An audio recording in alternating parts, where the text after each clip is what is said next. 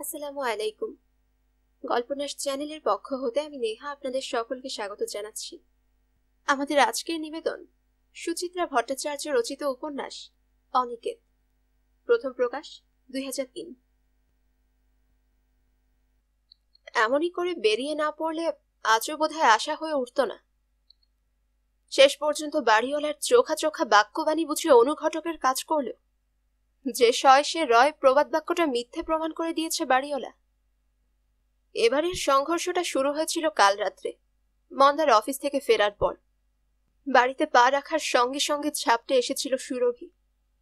প্রায় আর্তনাদের সুরে বলেছিল, আর নয়, আর নয়, এ বাড়িতে আর নয়। মন্দার প্রথমটায় তত আমল দেয়নি। ইদানিং বাড়িওয়ালার সঙ্গে খুচখাচ খিটিমিটি তো লেগেই আছে। কখনো জল নিয়ে, তো কখনো কাপড় মেলা, কখনো গলি পরিষ্কার করা, নর্দমার নোংরা। অথচ এসব কোনো ঝামেলা হওয়ার কথাই ছিল না। বাড়ি ভাড়া দেওয়ার সময় অবিনাশ হালদার বলেছিল জল পাবেন 24 ঘন্টায়। এখন কার্যক্ষেত্রে প্রায় প্রতিটি দুপুর সন্ধ্যেতেই কল ঘোরালে বাতাসের শব্দ শুনতে হয় মন্দারদের। পাম্প চালানোর কথা বললেই অমনি অবিনাশ বাবুর মুখ হারি। এর মধ্যেই আপনাদের জল শেষ হয়ে গেল, আশ্চর্য। অবিনাশ গিন্নির মন্তব্যগুলো আরো মারাত্মক। কি দিনকাল পড়লো, মাসে মাসে এতগুলো টাকা করে পাম্পের বিল গুনছি, তবু ভাড়াটের মন পাওয়া যায় না। কোনো বাড়িতে বাড়িওয়ালা এমন দিনে 14 বার করে পাম্প চালায়? হ্যাঁ, সবাইকেই মেপে চুপে চলতে হয়। বাড়িওয়ালার জল বলে দেদার মনে খরচ করব? দেয় তো মোটে 1700 টাকা, এতেই যেন মাথা কিনে নিয়েছে। ছাদে কাপড় মেলা তো কবেই বন্ধ হয়ে গেছে। সুবালার মা বারবার সিঁড়ি বেয়ে ধূপধাপ ওঠে নামে, এতে নাকি দোতলার প্রাইভেসি নষ্ট হয়। প্রত্যেক রবিবার ভালো করে গলি ছাড় দেয় সুবালার মা, তবু ওপর থেকে টিম্পনি উড়ে আসে অহরহ। জমাদার ঠিকঠাক নর্দমা সাফ না করলেও দোষটা মন্দারদের। যেন মন্দাররাই ইচ্ছে করে বাড়িটাকে মশা প্রজননের আখড়া বানাচ্ছে। দেয়ালে এখন একটা পেরেক ঠোকবার উপায় নেই, সামান্য আওয়াজ গেলেই হা হা করে ছুটে আসবে কর্তাগিন্নি। ভাবতে অবাক লাগে, এই স্বামী স্ত্রীরই কি অদ্ভুত অন্যরকম মূর্তি ছিল। 5 বছর আগে মন্দাররা যখন প্রথম এ বাড়িতে ভাড়া এলো, তখন কি মোলায়েম ব্যবহার। অবিনাশ হালদার বলেছিল, নামেই একটা তলা ভাড়া নিলেন, এখন থেকে কিন্তু আপনারা এ বাড়িরই লোক। আমার গিন্নি মশাই একদমই আপন আপন পরপর ভাব নেই, দেখবেন আপনাদের সঙ্গে কেমন আত্মীয়র মতো ব্যবহার করবে। হালদার গিন্নি তো আরো মধুর। আত্মীয়র মতো বলছো কেন? ওরা তো এখন থেকে আত্মীয়ই। আমরা একসঙ্গে থাকবো, সুখে দুঃখে পরস্পরকে দেখবো। আপনারা দুজনে নিশ্চিন্ত অফিসে বেরিয়ে যেতে পারেন, আমি ঘরদোর পাহারা দেব। ঝিমলির প্রসঙ্গ উঠেছিল কথায় কথায়। আহা, কি মিষ্টি মেয়ে আপনাদের। ও স্কুল থেকে ফিরে একা একা থাকবে কেন?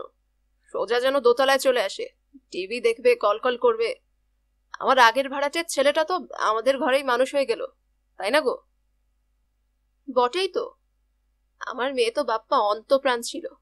নিজের ভাই নেই তো কি আছে, ভাইয়েরও বাড়া। খুকুর বিয়ে হয়ে যাওয়ার পর ওই ছেলে যে কতদিন দিদি দিদি করে খুকুর শ্বশুর বাড়ি ছুটেছে।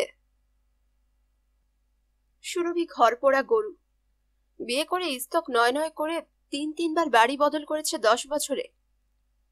ঠিক আগের বাড়িওয়ালার সঙ্গে প্রথম প্রথম সম্পর্ক বেশ মাখো মাখো ছিল। 1 বছর যেতে না যেতেই মুখ দেখা দেখি বন্ধ। তাদের আবার জল দেওয়ার পদ্ধতি ছিল ভিন্ন রকম। টাইমে টাইমে আসবে, ছ্যাড়ছ্যাড় করে 20-25 মিনিট পড়বে, ব্যাস খতম। পোষালে থাকো, নইলে কাটো। তার আগের বাড়িটায় তো আলো বাতাসই ঢুকতো না। লোডশেডিং হলেও দিনের বেলাতেও মোমবাতি জেলে ভূতের মতো নড়াচড়া করতে হতো। সে বাড়িতে বছরখানেকের বেশি টেকা যায়নি। একদম পয়লা বাড়িটা অবশ্য মন্দ ছিল না, বাড়িওয়ালার সঙ্গেও শেষ অবধি সুসম্পর্কই ছিল। তবে সেখানে ঘর ছিল মোটে একখানা। আত্মীয় বন্ধু এলে বসতে দেবার জায়গা নেই, রান্না করে এনে শোবার ঘরেই বসে খাও। তুলনায় অবিনাশ হালদারের বাড়ি তো স্বর্গ। ঘর একখানেই বটে, কিন্তু ঘরের সাইজটা বিশাল। সঙ্গে ছোট হলেও একটা ড্রয়িং ডাইনিং স্পেস, বাথরুম, রান্নাঘর বেশ পছন্দসই। সবচেয়ে বড় সুবিধা অবিরাম জল এবং হাতের কাছে বাজার, বাস স্ট্যান্ড।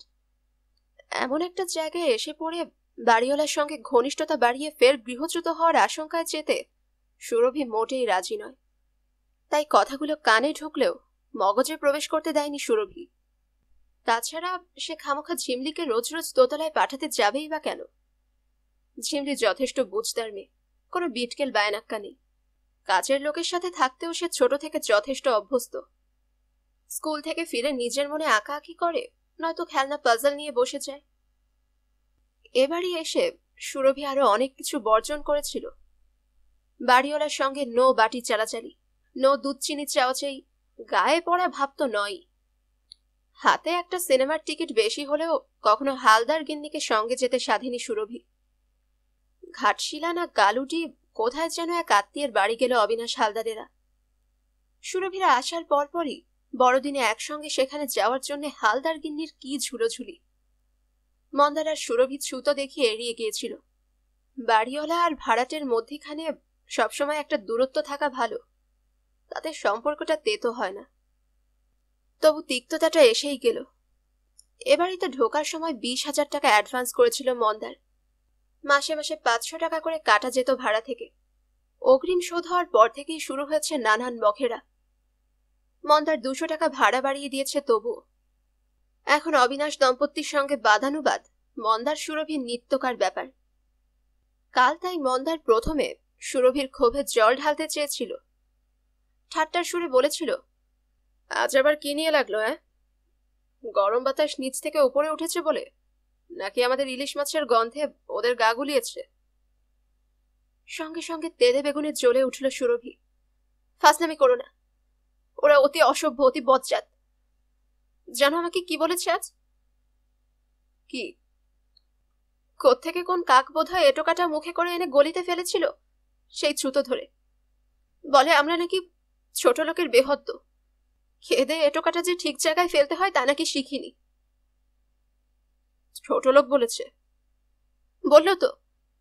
আমি অফিস থেকে ফিরে সবে শাড়ি ছাড়ছি, অমনি দরজায় দুমদাম ধাক্কা। ইতরের মতো কি উগ্রচণ্ডী মূর্তি!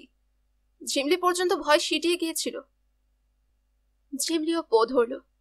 হ্যাঁ বাবা, কি বিশ্রী ভাষায় কথা বলছিল জেঠিমা। সুরভি খেকিয়ে উঠল। আর জেঠিমা বলতে হবে না, বলো বাড়িউলি। মন্দারের আর জামা খোলা হলো না। গুমগুমে স্বরে বলল, তোমরা চুপচাপ শুনে গেলে, কিছু বলতে পারলে না? আমরা কি ওদের মতো? ওদের লেভেলে নামতে পারবো আমরা? তা সেই নোংরাটা কি এখনো গলিতেই পড়ে আছে?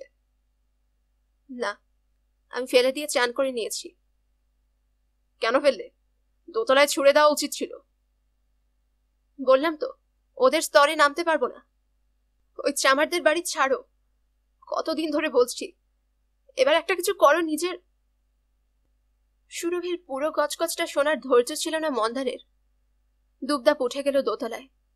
আঙুল তুলে তুলে কথা শোনালো 10খানা, বিনিময় 20টা ফেরত দিল বাড়িওয়ালা বাড়িওয়ালি। রাগে গড় গড় করতে করতে নেমে এলো মন্দার। সুরভি বলল, পারলে পারলে ওদের সঙ্গে ভাড়া বাড়ির মায়া এবার কাটাও, পরের বাড়িতে ঢের হয়েছে। মন্দার দাঁতে দাঁত ঘষল। কিছু একটা করতে হয়। অমন এড়িয়ে যাওয়া কথা বলো না, সিরিয়াসলি খোঁজ খবর নাও। তখনকার মতো থেমে গেল কথাবার্তা। স্নান টান সারল মন্দার। কদিন ধরে থস থসে গরম পড়েছে, ঘামাচি বেরিয়েছে বুকে পিঠে, পাউডার মাখলো ভালো করে। ঝিমলির স্কুলে সামার ভ্যাকেশন চলছে, রাশি রাশি হোম টাস্ক। রেকারিং ডেসিমালের অঙ্ক নিয়ে ঝিমলির নাস্তা নাবুদ দশা। মন্দার মেয়ের একটা দুটো অঙ্ক কষে দিল খেটে খুঁটে। রুটি বানিয়ে খেতে ডাকলো সুরভি। ডাইনিং টেবিলে ফের পারল কথাটা। মন্দারের প্লেটে তরকারি দিয়ে বলল, কিছু ভাবলে? মেয়ের অঙ্ক নিয়ে ভাবিত ছিল মন্দার। অন্যমনস্ক ভাবে বলল, কি ভাববো? যা বললাম তখন, ওই বাড়ি করার ব্যাপারে। বাড়ি করা কি সহজ কাজ? জমি কেন, দাঁড়িয়ে থেকে মিস্ত্রি খাটাও। ধুস, আমি ফ্ল্যাটের কথা বলছি। সঙ্গে সঙ্গে 12 বছরের ঝিমলির কুটুস মন্তব্য। হ্যাঁ বাবা, ফ্ল্যাটই তো ভালো। ঠিক আছে, ফ্ল্যাট নয় হবে। তোমার তো বলা হবে বলেই ঘুমিয়ে পড়বে। ক্যাসেরোল থেকে গরম রুটি নিয়ে সুরভি নিচেও বসে গেছে খেতে। সকালে ইলিশ ভাপার জন্য একগাল ভাতও নিল। ইলিশ হোক কি অমৃত, মন্দার মরে গেলেও রাতে ভাত ছোবে না। বেছে বেছে তাকে ঘাড়ের পিসটা দিল সুরভি, ঝিমলিকে পেটি। নিজে সন্তপর্ণে গাধার কাটা বাচ্ছে। হঠাৎ কি মনে পড়ে যেতে বলল, এই গাঙ্গুলি পাড়ায় মুখটায় দেখেছ এক ভদ্রলোক অফিস করেছে, বাইরে ইয়া বড় সাইনবোর্ড, নির্মীয়মান ফ্ল্যাটের অগ্রিম বুকিং করুন। ও তো সুব্রত নন্দীর অফিস। তুমি চেনো? মুখ চেনা। তা ওকে অ্যাপ্রোচ করা যায় না? করা যায়। মন্দার স্যালাডের প্লেট থেকে এক কুচি শশা ফেললো মুখে। ওর কথা আমি আগেও ভেবেছি, তবে কি তবে? লোকটা একসময় পার্টি টার্টি করতো, বেশ মাসলম্যান গোছের ছিল, মানে ওই পার্টির অ্যাকশন স্কোয়াড থাকে না। তাতে আমাদের কি, এখন তো লোকটা প্রমোটার। আমরা টাকা দিয়ে ফ্ল্যাট বুক করব, টাইম টু টাইম টাকা দিয়ে যাব। লোকটা আগে গাট কাটা ছিল না সন্ন্যাসী ছিল তা দিয়ে আমাদের কি যায় আসে। মন্দার মনে মনে হাসল। এত অবলীলায় সুরভি কথাগুলো বলছে যেন ফ্ল্যাট কেনার টাকা আলমারিতে মজুদ আছে, গিয়ে শুধু ঢেলে দাও। হ্যাঁ, সুরভিটা বড্ড বেশি ইমোশনে চলে। ব্যাপারটা ধরতক্তা মার পেরে হলে মন্দারকে এতকাল হাত গুটিয়ে বসে থাকতো। তবে ওই মুহূর্তে ওসব বলে সুরভিকে আর চটালো না মন্দার। বলল, দেখি কি করা যায়। দেখি দেখি করেই হয়তো মন্দার আরো কয়েকটা দিন কাটিয়ে দিতে পারত, কিন্তু তার সুযোগ আর রইল না। আজ সকালে কল খুলতেই ভুসভুস হাওয়া বেরোচ্ছে। তুম্ব মুখে ছুটে দোতলায় যেতেই অবিনাশ হালদারের সাফ উত্তর, ট্যাঙ্কে জল আছে, আপনার লাইনে হয়তো আসছে না, পাইপ পরিষ্কার করান গিয়ে। কিন্তু কাল রাতেও তো পড়ছিল। তার আমি জানি না, প্লাম্বার ডাকুন, প্লাম্বার বলবে। বাহ, পাইপ পরিষ্কার করানো তো আপনার কাজ। অবিনাশ কিন্নি পাশ থেকে বলে উঠল, হ্যাঁ, এরপরে বলবেন আপনাদের পায়খানা পরিষ্কার করে দেওয়াটাও আমাদের কাজ। মন্দার ঝেঁঝে উঠল, বটেই তো, কোনো কিছুই তো আপনাদের কাজ নয়। 5 বছর ধরে আছি, একবার কলি দেওয়াটাও তো কাজ বলে মনে হয়নি। এদিকে লাস্ট ইয়ারে তো দিব্যি আপনাদের নিজের ঘর রং করিয়ে নিলেন। আমাদের বাড়ি আমরা কোথায় কি করবো আপনি বলে দেবেন? আবার একটা তুমুল বাঁধতে যাচ্ছিল। মন্দারি সংযত করে নিল নিজেকে, গটমট করে নিচে নেমে এলো। সুরভি বেড়ালের মতো কান খাড়া করেছিল, মুখ বেঁকিয়ে বলল, কি শুনলে তো? যাও, এবার ঘাড় হেট করে কলের মিস্ত্রি খুঁজে আনো। প্লাম্বার প্রায় ঈশ্বরের মতোই দুর্লভ, আর ছুটির দিনে তো কথাই নেই, তাদের সন্ধান পেতে ঘাম ছুটে যায়। প্রচুর ঘুরে টুরে একটা বুড়ো লোককে ধরে আনলো মন্দার। সাকশন ট্যাকশন করে জল এলো বটে, তবে কেমন মরা মরা।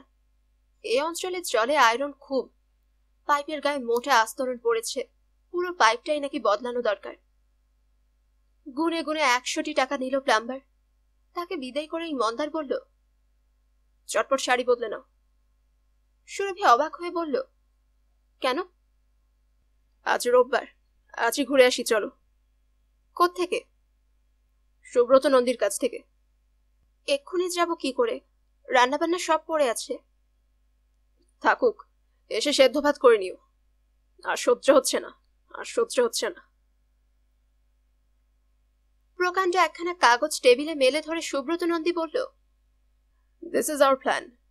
প্রত্যেক ফ্লোরে 3টে করে ফ্ল্যাটের প্রভিশন, দুপাশে 2টো রুম ডাইনিং, মাঝখানে একটা ছোট 1 রুম। সুরভি ঝুঁকে পড়ল কাগজটার ওপর। সাদা কাগজের গায়ে অসংখ্য জ্যামিতিক আঁকিবুকি, বর্গক্ষেত্র, আয়তক্ষেত্র, রম্বস, ট্র্যাপেজিয়াম, সরল রেখা, বক্ররেখা। কি অদ্ভুত গাণিতিক নিপুণতায় এঁকে দেওয়া হয়েছে 3টে গৃহ। গৃহ নয়, গৃহের নাগরিক সংস্করণ। মন্দারও নকশাটা জরিপ করছিল, কৌতূহলী স্বরে জিজ্ঞেস করল, সিঁড়িটা কোথায়? হ্যাঁ, সিঁড়ি ছাড়া কি বাড়ি হয়? এই তো। ক্রস ক্রস করা অংশটাতে আঙুল বুলিয়ে ফের ফ্ল্যাটের চৌখুপিতে ফিরল সুব্রত নন্দী। আপনাদের জন্য আইডিয়াল হবে এই ফ্ল্যাটটা। 3 তলার ওপর খোলামেলা, পার্কও পাবেন এদিকটায়, মানে সাউথ পুরো ওপেন। পার্কের অ্যাডভান্টেজটা বুঝছেন? দক্ষিণ দিক কোনোদিনই বন্ধ হবে না। মন্দার খুশি খুশি মুখে বলল, কিন্তু ফ্ল্যাটের এন্ট্রেন্সটা ঠিক কোনটা বুঝছি না তো। এই যে এখানটা কাটা রয়েছে, তারপরে এই ঢুকে লিভিং কাম ডাইনিং স্পেস। সাইজটা আপনি খারাপ বলতে পারবেন না, 9x20 মতন। আর এই হলো আপনাদের মাস্টার বেডরুম, 11.5x9.75। সুরভি জিজ্ঞেস করলো, অন্য বেডরুমটার যেন কত সাইজ? মাস্টার বেডরুমের চেয়ে মার্জিনালি ছোট, 10x10। বাথরুম ধরুন গিয়ে 4.5x8। আর এইটাই হলো আসল ঘর। সুব্রত চোয়াল ছড়িয়ে হাসল। বৌদির কিচেন? এ তো বেশ বড়। সুরভির চোখ চলচল। আমি নিজে আর্কিটেক্টের সঙ্গে বসে এটা বাড়িয়েছি। ছোট কিচেনে বৌদিদের রান্না করতে বড় কষ্ট হয়। চমৎকার গুছিয়ে কথা বলতে পারে সুব্রত। গাট্টা গোট্টা চেহারা, গায়ের রং বেশ ফর্সা, থ্যাবড়া নাক, ফোলা ফোলা গাল, চোখ দুটো সামান্য লালচে। মন্দারের মনে হলো অ্যালকোহলের প্রভাব। তবে লোকটার মুখটা বেশ টানছিল মন্দারকে। এক ধরনের গরিমা যেন রঙিন বিজ্ঞাপনের মতো ঝলমল করছে সুব্রতর মুখে। তবে সুব্রত নন্দীর ওই গরিমা যেন বাড়িয়ে দিয়েছে দুটো প্রকাণ্ড প্রকাণ্ড সাইজের অ্যালসেশিয়ান। জলজল চোখে প্রভুর দুপাশে বসে আছে কুকুর দুটো, ভারী নিরুত্তাপ ভঙ্গিতে। জন্তু দুটোকে দেখে প্রথমটা তো রীতিমতো ঘাবড়ে গিয়েছিল সুরভি। বাপসরে, কি শান্ত অথচ কি হিংস্র চেহারা! লক লক করছে লম্বাটে জিভ, আর ফোটা ফোটা জল ঝরাচ্ছে। সুরভির ভয় দেখে সুব্রতর পুরু ঠোঁটে অভয় হাসি। ওরা কিছু করবে না বৌদি, আসলে দেখতে যা সাংঘাতিক, আদতে তত ভায়োলেন্ট নয়। অন্যমনস্ক হাতে পিঠে আঁচলটা টেনে নিল সুরভি। কথা বলতে বলতে মন্দারের চেয়ে সুরভির দিকেই সুব্রতর দৃষ্টি বেশি। চোখটা তেমন লোভাতুর নয়, তবে যেন কি আছে, অস্বস্তি হয়। মন্দার সিগারেট ধরিয়েছে, প্যাকেট বাড়িয়ে দিল সুব্রতকে। আলতোভাবে জিজ্ঞেস করল, আপনার এখন কটা প্রজেক্ট চলছে? অফিসিয়ালি 3টে রানিং, একটার কাজ অবশ্য মোটামুটি শেষ, আর একটা চলছে কসবায়, আর এটা শুরু হবে। সুরভি প্রশ্ন করল, আপনি একাই সব দেখাশোনা করেন? একা কি হয়, লোকজন আছে, আর্কিটেক্ট, ইঞ্জিনিয়ার, কন্ট্রাক্টর, 3 মিলে বিল্ডিং প্রমোটার। ছন্দ মিলিয়ে বলতে পেরে সুব্রত নিজেই গদগদ। আমার সব কাজ করে এক্সপেরিয়েন্সড হ্যান্ডরা। আমি তো আর বড় লোকদের জন্য অট্টালিকা বানাই না, আমি সেবা করি মধ্যবিত্তদের। আমি ফিল করতে পারি মধ্যবিত্তদের কাছে একটা ফ্ল্যাট মানে কতখানি। সারা জীবনের সঞ্চয় ঢেলে তারা একবারই আস্তানা খোঁজে, ফর পার্মানেন্ট পারপাস। এটা বুঝি বলেই আমি প্রাণপণ চেষ্টা করি যাতে ওই মানুষগুলোর মুখে একটু হাসি ফোটাতে পারি। কড়া নজর রাখি যাতে তাদের কষ্টের টাকাটা জলে না যায়। একটু যেন বেশি বকছে সুব্রত। কথার জালে মোহিত করে ঠকিয়ে দেবে না তো? মন্দার প্রশ্ন করল, ফ্ল্যাটের মোট এরিয়া তাহলে কত হচ্ছে? সুপার বিল্ট নিয়ে ধরুন গিয়ে 720 মতো। সুরভি বলল, সুপার বিল্ট? হ্যাঁ। সুব্রত কাজ ঝাঁকালো। ধরুন মোট ফ্ল্যাট হচ্ছে গিয়ে 12টা, তার মধ্যে তো অনেক কিছুই কমন থাকছে, সিঁড়ি, সেপ্টিক ট্যাঙ্ক, ছাদ, কমন প্যাসেজ। এসবের জন্য ছাড়া ল্যান্ড এরিয়াটা সকলের মধ্যে সমান ভাগে ভাগ করতে হবে তো। এক্স্যাক্ট কার্পেট এরিয়া কত হবে? ওই 15% মতো বাদ দিন, অ্যারাউন্ড 650। আমার তো মনে হয় আপনাদের মতো ছোট ফ্যামিলির পক্ষে একদম পারফেক্ট। মন্দার কথাটা মেনে নিল। তাদের অফিসের দেবদত্ত সদ্য সদ্য ফ্ল্যাটে গেছে, তারও তো ওই রকম মাপ, 740 মতো সুপার বিল্ট নিয়ে। তার চেয়ে 10-20 স্কোয়ার ফিট কমে তার ফ্ল্যাট কি বা এমন ছোট হবে? দেবদত্তর ফ্ল্যাটটা তো খুদে মনে হয় না। নকশাটা গুটিয়ে রাখছে সুব্রত। বলল, তাহলে আপনাদের জন্য ওই ফ্ল্যাটটাই মার্ক করে রাখি, 3 তলারটা।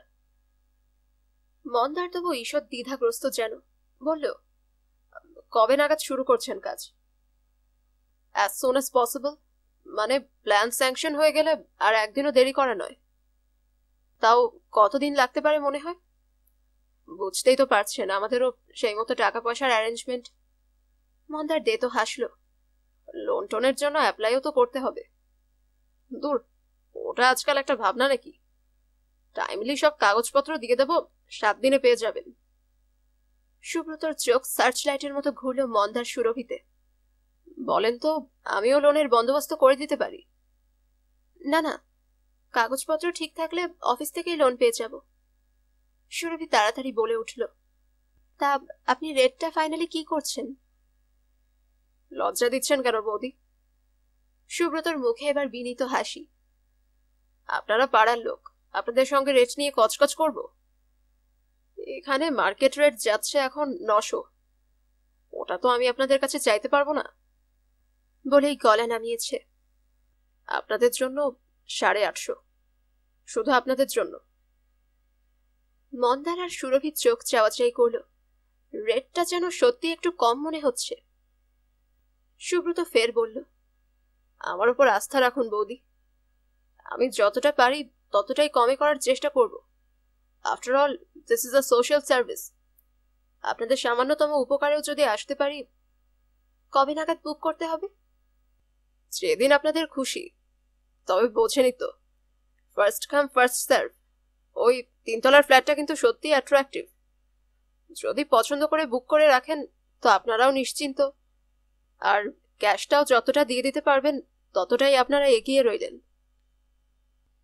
মন্দার আর সুরভি উঠেই পড়েছিল।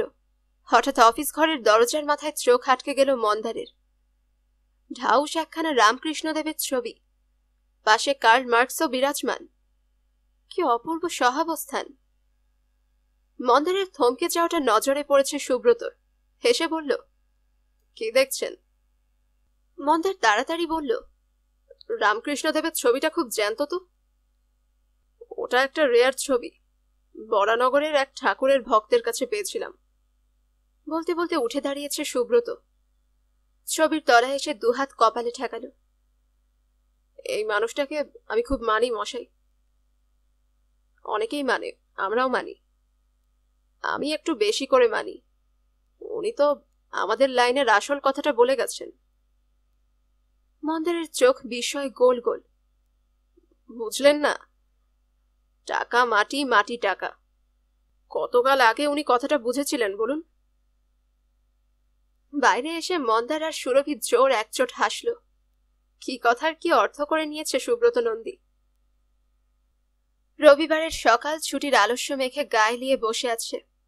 মোড়ের চা দোকানে জটলা বেঁধে আড্ডা দিচ্ছে ছেলেরা। পথচারীদের গতি মন্থর। সবে 10:30 বাজে, এর মধ্যে রোদ্দুর যথেষ্ট চড়া। মন্দার আর সুরভি দ্রুত পা চালাচ্ছিল। বাড়িতে সব কাজ পড়ে আছে। হঠাৎ মন্দার বলল, এই স্পটটা একবার দেখে যাবে নাকি? সুরভি অবাক। তুমি চেনো নাকি জায়গাটা? অফকোর্স চিনি, চন্দনপুকুর পার্কটার পাশেই তো।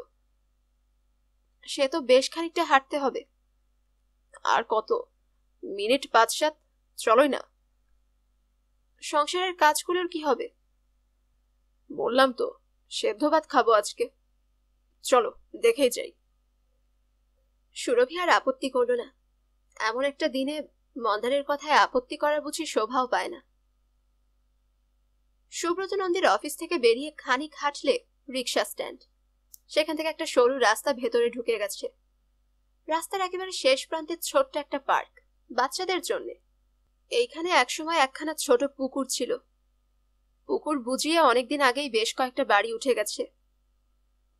পার্ক আর বাড়িগুলোর মধ্যিখানে এসে দাঁড়িয়ে পড়ল মন্দার। আঙুল তুলে দেখালো, ও যে ওটা, ওই বাড়িটা, ওটা ভেঙে। অদূরে এক ভাঙাচোরা প্রাচীন একতলা বাড়ি। কলিবিহীন বাড়িটার গায়ে সময়ের ঘন কালো শ্যাওলা। সুরভির চোখ বড় বড়। ও বাবা, এ যে একদম ভুতুড়ে বাড়ি গো। ভুতুড়েই তো। মালকিন এক থুরথুরে বিধবা। বুড়ি অবশ্য একা থাকে না, সঙ্গে এক ভাইজি আছে, মধ্যবয়সী, আনম্যারিড। তুমি এত জানলে কি করে? শুনেছি পাড়াতেই। সুব্রত নন্দীর সঙ্গে বুড়ির একটা এগ্রিমেন্ট হয়েছে, ওরাও নাকি একটা ফ্ল্যাট পাবে, সঙ্গে কিছু ক্যাশও। এত খবর জানো, কই আমাকে তো বলনি। বাবা, আমার মাথায় তো একটা ফ্ল্যাটের প্ল্যান চলছিল, সব খোঁজই রাখছিলাম। মন্দার হাসল। আমায় যতটা ক্যালাস ভাবো, আমি ততটা না। সুরভি হাসতে গিয়েও হাসল না। কি যেন ভাবছে। জিজ্ঞেস করলো, ভদ্রমহিলা নিজের বাড়ি ভাঙতে দিচ্ছেন? আরে বুড়ির তো লাভই লাভ, ওই হানাবাড়ি ওর কোন কমে লাগছে। বরং ঝকঝকে ফ্ল্যাট পেয়ে গেল, সঙ্গে ক্যাশ। বুড়ি মরলে মেয়েটারও একটা গতি হলো। সুরভি তবু যেন ঠিক মানতে পারছে না। ফোঁস করে একটা শ্বাস ফেলল। যাই বলো বাপু, নিজের বাড়ির একটা আলাদা দাম আছে। কত স্মৃতি আছে ও বাড়িতে, কত সুখ দুঃখ। আমি হলে কখনোই ভাঙতে দিতাম না। এ তো অদ্ভুত কথা, কেউ না দিলে আমাদের মতো ভূমিহীনরা জায়গা পাবে কোত্থেকে? তোমার আমার শখের ফ্ল্যাটটাই বা তৈরি হবে কোথায়, শুনলে? সুরভির তবু মন খুঁতখুত। আচ্ছা, বাড়িটা ভাঙা হলে মহিলারা যাবেন কোথায়? বাড়ি ভেঙে ফ্ল্যাট উঠতে তো বেশ কিছুদিন সময় লাগবে। তুমি ওদের নিয়ে ব্যস্ত হলে কেন বলো তো? সে ভাবনা তো প্রমোটারের। মন্দার অসহিষ্ণু হলো। তুমি আগে ভাবো তুমি কি করবে, আমরা কি করব। ফ্ল্যাটের জন্য লড়ে যাব কি যাব না? না, চেষ্টা তো করতেই হবে। কদিন আর অন্যের বাড়িতে দয়া প্রার্থী হয়ে বাস করব? যেখানেই একটু পুরনো হব, বাড়িওয়ালা বাঁকা চোখে তাকাতে শুরু করবে।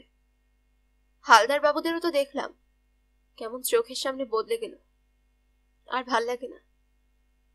মন্দার মাথা দোলালো। Good, very good. রাতে খাওয়া দাওয়ার পর বিছানায় শুয়ে মনে মনে হিসাব করছিল মন্দার। 720 স্কোয়ার ফিটের ফ্ল্যাট, মানে ধরা যাক 750, অর্থাৎ দাম পড়বে 750 ইন্টু 850, 6,15,000 প্লাস, মোটামুটি 6,20,000।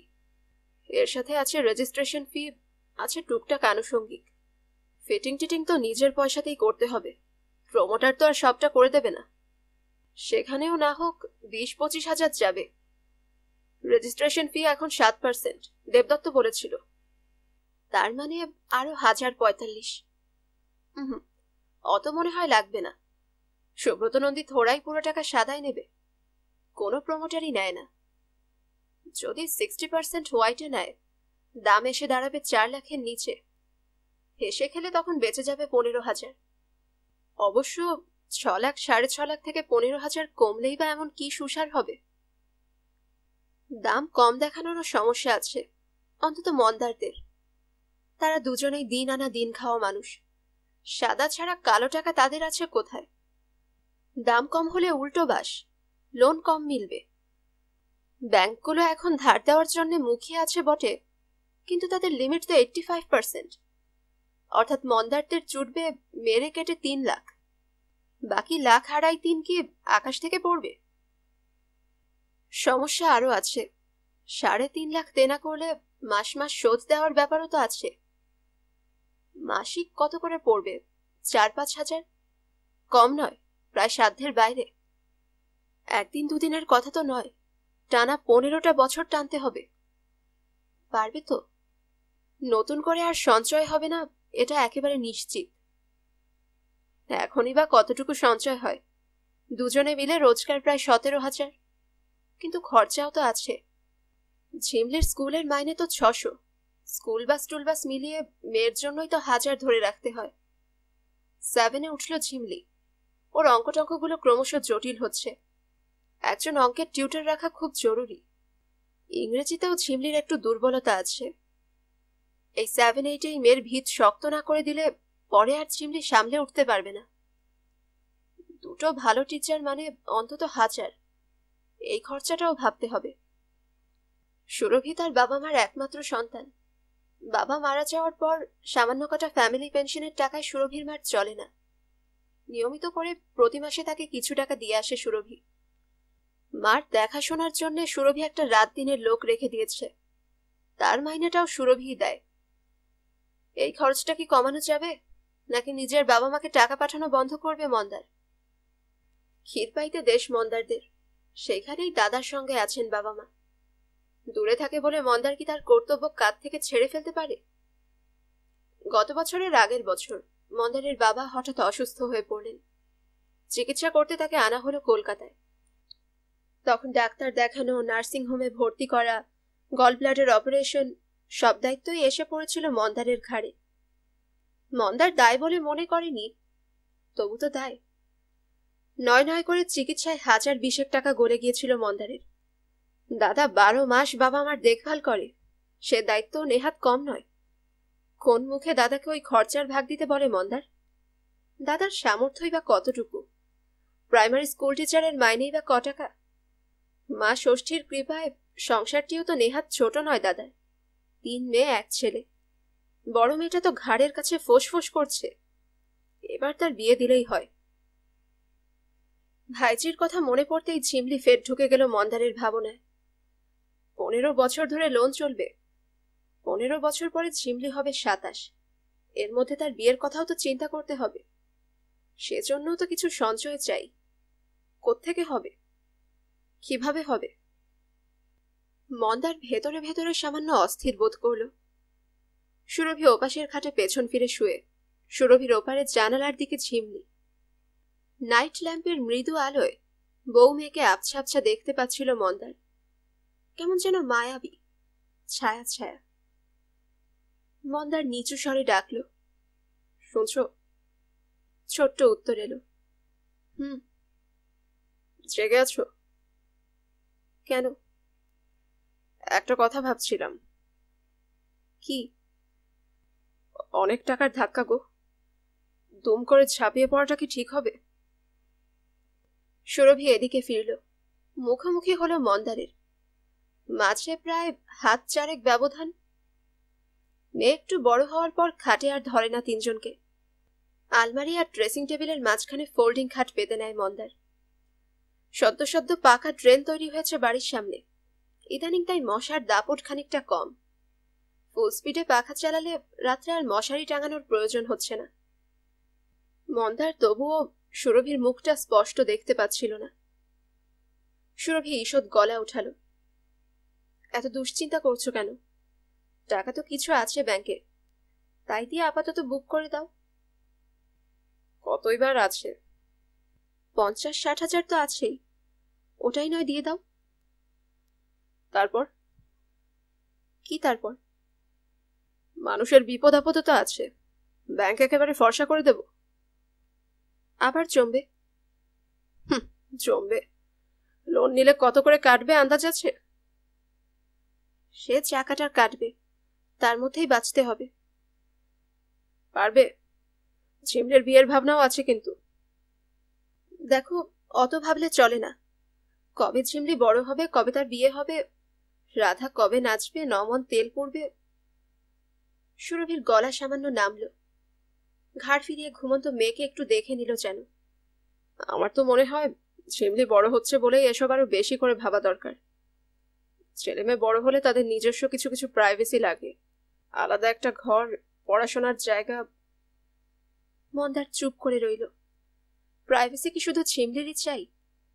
এই যে এখন স্বামী স্ত্রীর মাঝখানে 4 হাতের একটা ফাঁকা জায়গা, হাত বাড়ালেও সুরভিকে ছুঁতে পারে না মন্দার। কোনো কোনো দিন গভীর রাতে দুজনকে চোরের মতো উঠে যেতে হয় ড্রয়িং রুমে। হাজার সংকোচ আর সাবধানতায় শব্দহীন মিলন। উপায় বা কি? ওই 1 রুম ড্রয়িং ডাইনিং এর ভাড়াই তো 1700। শুধু নামেই ড্রয়িং ডাইনিং, প্রকৃতপক্ষে কতটুকুই বা জায়গা সেখানে? শুধু সোফা সেট, সেন্টার টেবিল আর টিভি ট্যাপ রাখার ক্যাবিনেটেই তো বসার জায়গাটুকু জবরজং। ডাইনিং এর জায়গায় 4 জনের খাবার টেবিল, ফ্রিজ আর ওয়াটার ফিল্টার রাখার পর নড়াচড়া করার রাস্তা নেই। এই ফ্ল্যাটই মন্দাররা ছেড়ে দিলে কম করে 3000 হবে। হবেই। বাস স্ট্যান্ডে সুপারমার্কেট গড়ে ওঠার পর হু হু করে দর বেড়েছে এই অঞ্চলের। এখানে ভাড়া নিয়ে টিকে থাকতে হলে ওসব প্রাইভেসি টাইভেসির কথা মাথায় আনলে চলবে না। মন্দার চিত হয়ে শুয়েছিল। সুরভি আবার বলল, এখানে এখন ফ্ল্যাটের কত করে রেট যাচ্ছে জানো? ওই যে বাজারের পাশে যেটা উঠেছে, মিসেস রায়রা বুক করেছেন 950 টাকা স্কয়ার ফিট। সেই জায়গায় তুমি পাচ্ছ 850। ওটা ছাড়ার কথা ভাবা কি বুদ্ধিমানের কাজ হবে? তা বটে। মন্দার চুলে আঙুল চালালো। 10 আঙুল ডুবিয়ে আগা থেকে গোড়া অবধি ছুঁয়ে যাচ্ছে। নন্দী এত কমে দিচ্ছে কি করে, এটাই তো রহস্য। নিশ্চয়ই ওই মহিলা আর মহিলার ভাইজিকে ঠকাচ্ছে। সে তো সব প্রমোটাররাই ঠকায়, কিন্তু আমাদের সস্তায় দিচ্ছে কেন? মাল ম্যাটেরিয়াল সব ঠিকঠাক দেবে তো? দুদিন পরে হয়তো দেখলাম দরজার পাল্লা খুলে বেরিয়ে গেল, সিলিং ফেটে চাবড়া ঝুলছে। তোমার আবার বেশি বেশি, সবসময় শুধু নেগেটিভ চিন্তা। তুমি তো বলেছিলে ওই সুব্রত নাকি একসময় পার্টি ফার্টি করতো। ওই জন্যই তো আরো বেশি ভয়। উল্টোও তো হতে পারে, একেবারে ফেরেববাজ বলতে হয়তো ওদের বিবেকে বাঁধবে। ভালো হলেই ভালো। দোনা মোনা করো না, ডিসিশন যখন নিয়েই ফেলেছি, পরে যা হবে দেখা যাবে। আমাদের থেকেও কত হার্ড সিচুয়েশন থেকে সব লড়ে টড়ে বাড়ি করে ফেলছে।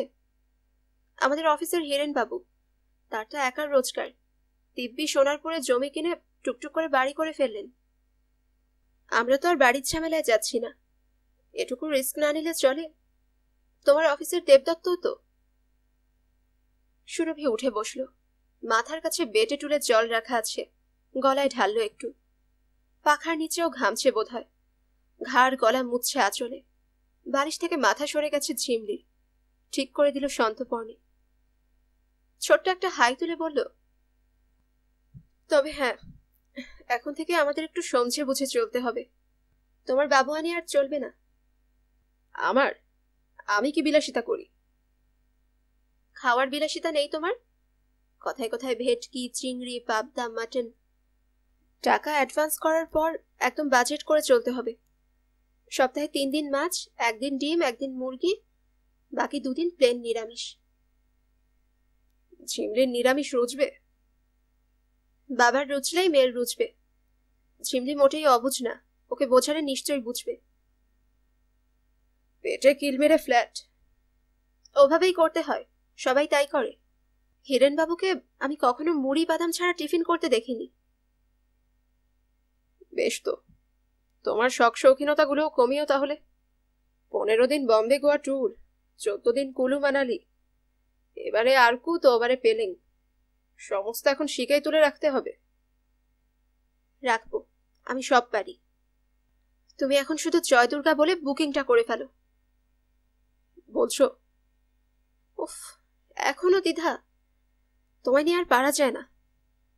সুরভি উঠে দাঁড়ালো, বাথরুমে যাবে। যাওয়ার সময় বেশ কয়েকদিন পর আলকোছে একটু আদর করলো মন্দারকে। মন্দারও হাত বাড়াতে যাচ্ছিল, ঝিমলি নড়ে চড়ে উঠেছে বিছানায়। মন্দার চোখ বুজে ফেলল। কুড়িয়ে কাচিয়ে 65,000 টাকা সুব্রত নন্দীকে দিয়ে দিল মন্দার, দিন 7 মধ্যেই। সুব্রত চাইছিল 75, তবে 65 পেয়েও সে খুব অখুশি নয়। এক ধাক্কায় স্বামী স্ত্রী দুজনের ব্যাংকই প্রায় শূন্য। তা হোক, মন্দার আর এই নিয়ে ভাববে না। সে এখন অনেকটাই নিশ্চিন্ত, মাথা গোজার একটা আশ্রয় তো হচ্ছে। ফ্ল্যাট বুক করেই মন্দারের হাঁটা চলা বদলে গেছে যেন। একটা অদ্ভুত ধরনের ব্যক্তিত্ব এসেছে তার মধ্যে। আগে মিনি বাসে কেউ পা মারিয়ে দিলে মন্দার বড়জোর তার দিকে কটমট করে তাকাতো। এখন মন্দার তার চোখে চোখ রেখে ঝগড়া করতে পারে। অফিসে ইদানিং এক কাঁচা খেকো জিএম এসেছে শিলিগুড়ি থেকে। তার দাবড়ানির দাপটে সকলেই থরহরি কম্পমান। মন্দারও তার চেম্বারে ঢুকতে এতটুকু স্বচ্ছন্দ বোধ করত না, অথচ এখন সে দিব্যি মাথা তুলে বসের সঙ্গে কথা বলতে পারে। ছুটির পর রিক্রিয়েশন রুমে ব্রিজ খেলার একটা আড্ডা বসে রোজ। মন্দারেরও অল্প স্বল্প নেশা আছে তাসের। প্রায় দীপক সান্যালের পার্টনার হয় মন্দার। হ্যান্ড প্লেটও ভালো আসে না মন্দারের, আর ভুল খেললেই হলো দীপক সান্যাল চিল্লানো শুরু করবে। দীপক তার মুখকে মন্দার খুব ডরায়, তুরি ডরাতো। কিন্তু সেদিন সাফ সাফ মুখের ওপর বলে দিল, আপনি তো কলে ভুল করেছেন, ওই সময় এসাস কিং হয়। 12 পয়েন্ট হাতে নিয়ে আপনি বিড ওপেন করেছিলেন কেন? পাল্টা দাবড়ানিতে দীপক সান্যাল কেচো মিউ মিউ করছে। এই বদলটা মন্দার নিজে অনুভব করছে বেশ, কিন্তু কারণটা ঠিক ঠাউর করতে পারছে না।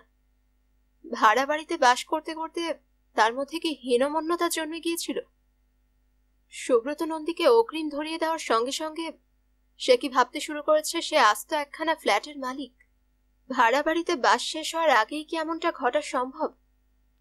নাকি বাড়িওয়ালাদের চোখ রাঙানি থেকে মুক্তি পেতে চলেছে এই ভাবনাটাই তার মধ্যে এক ধরনের জোর তৈরি করে দিয়েছে।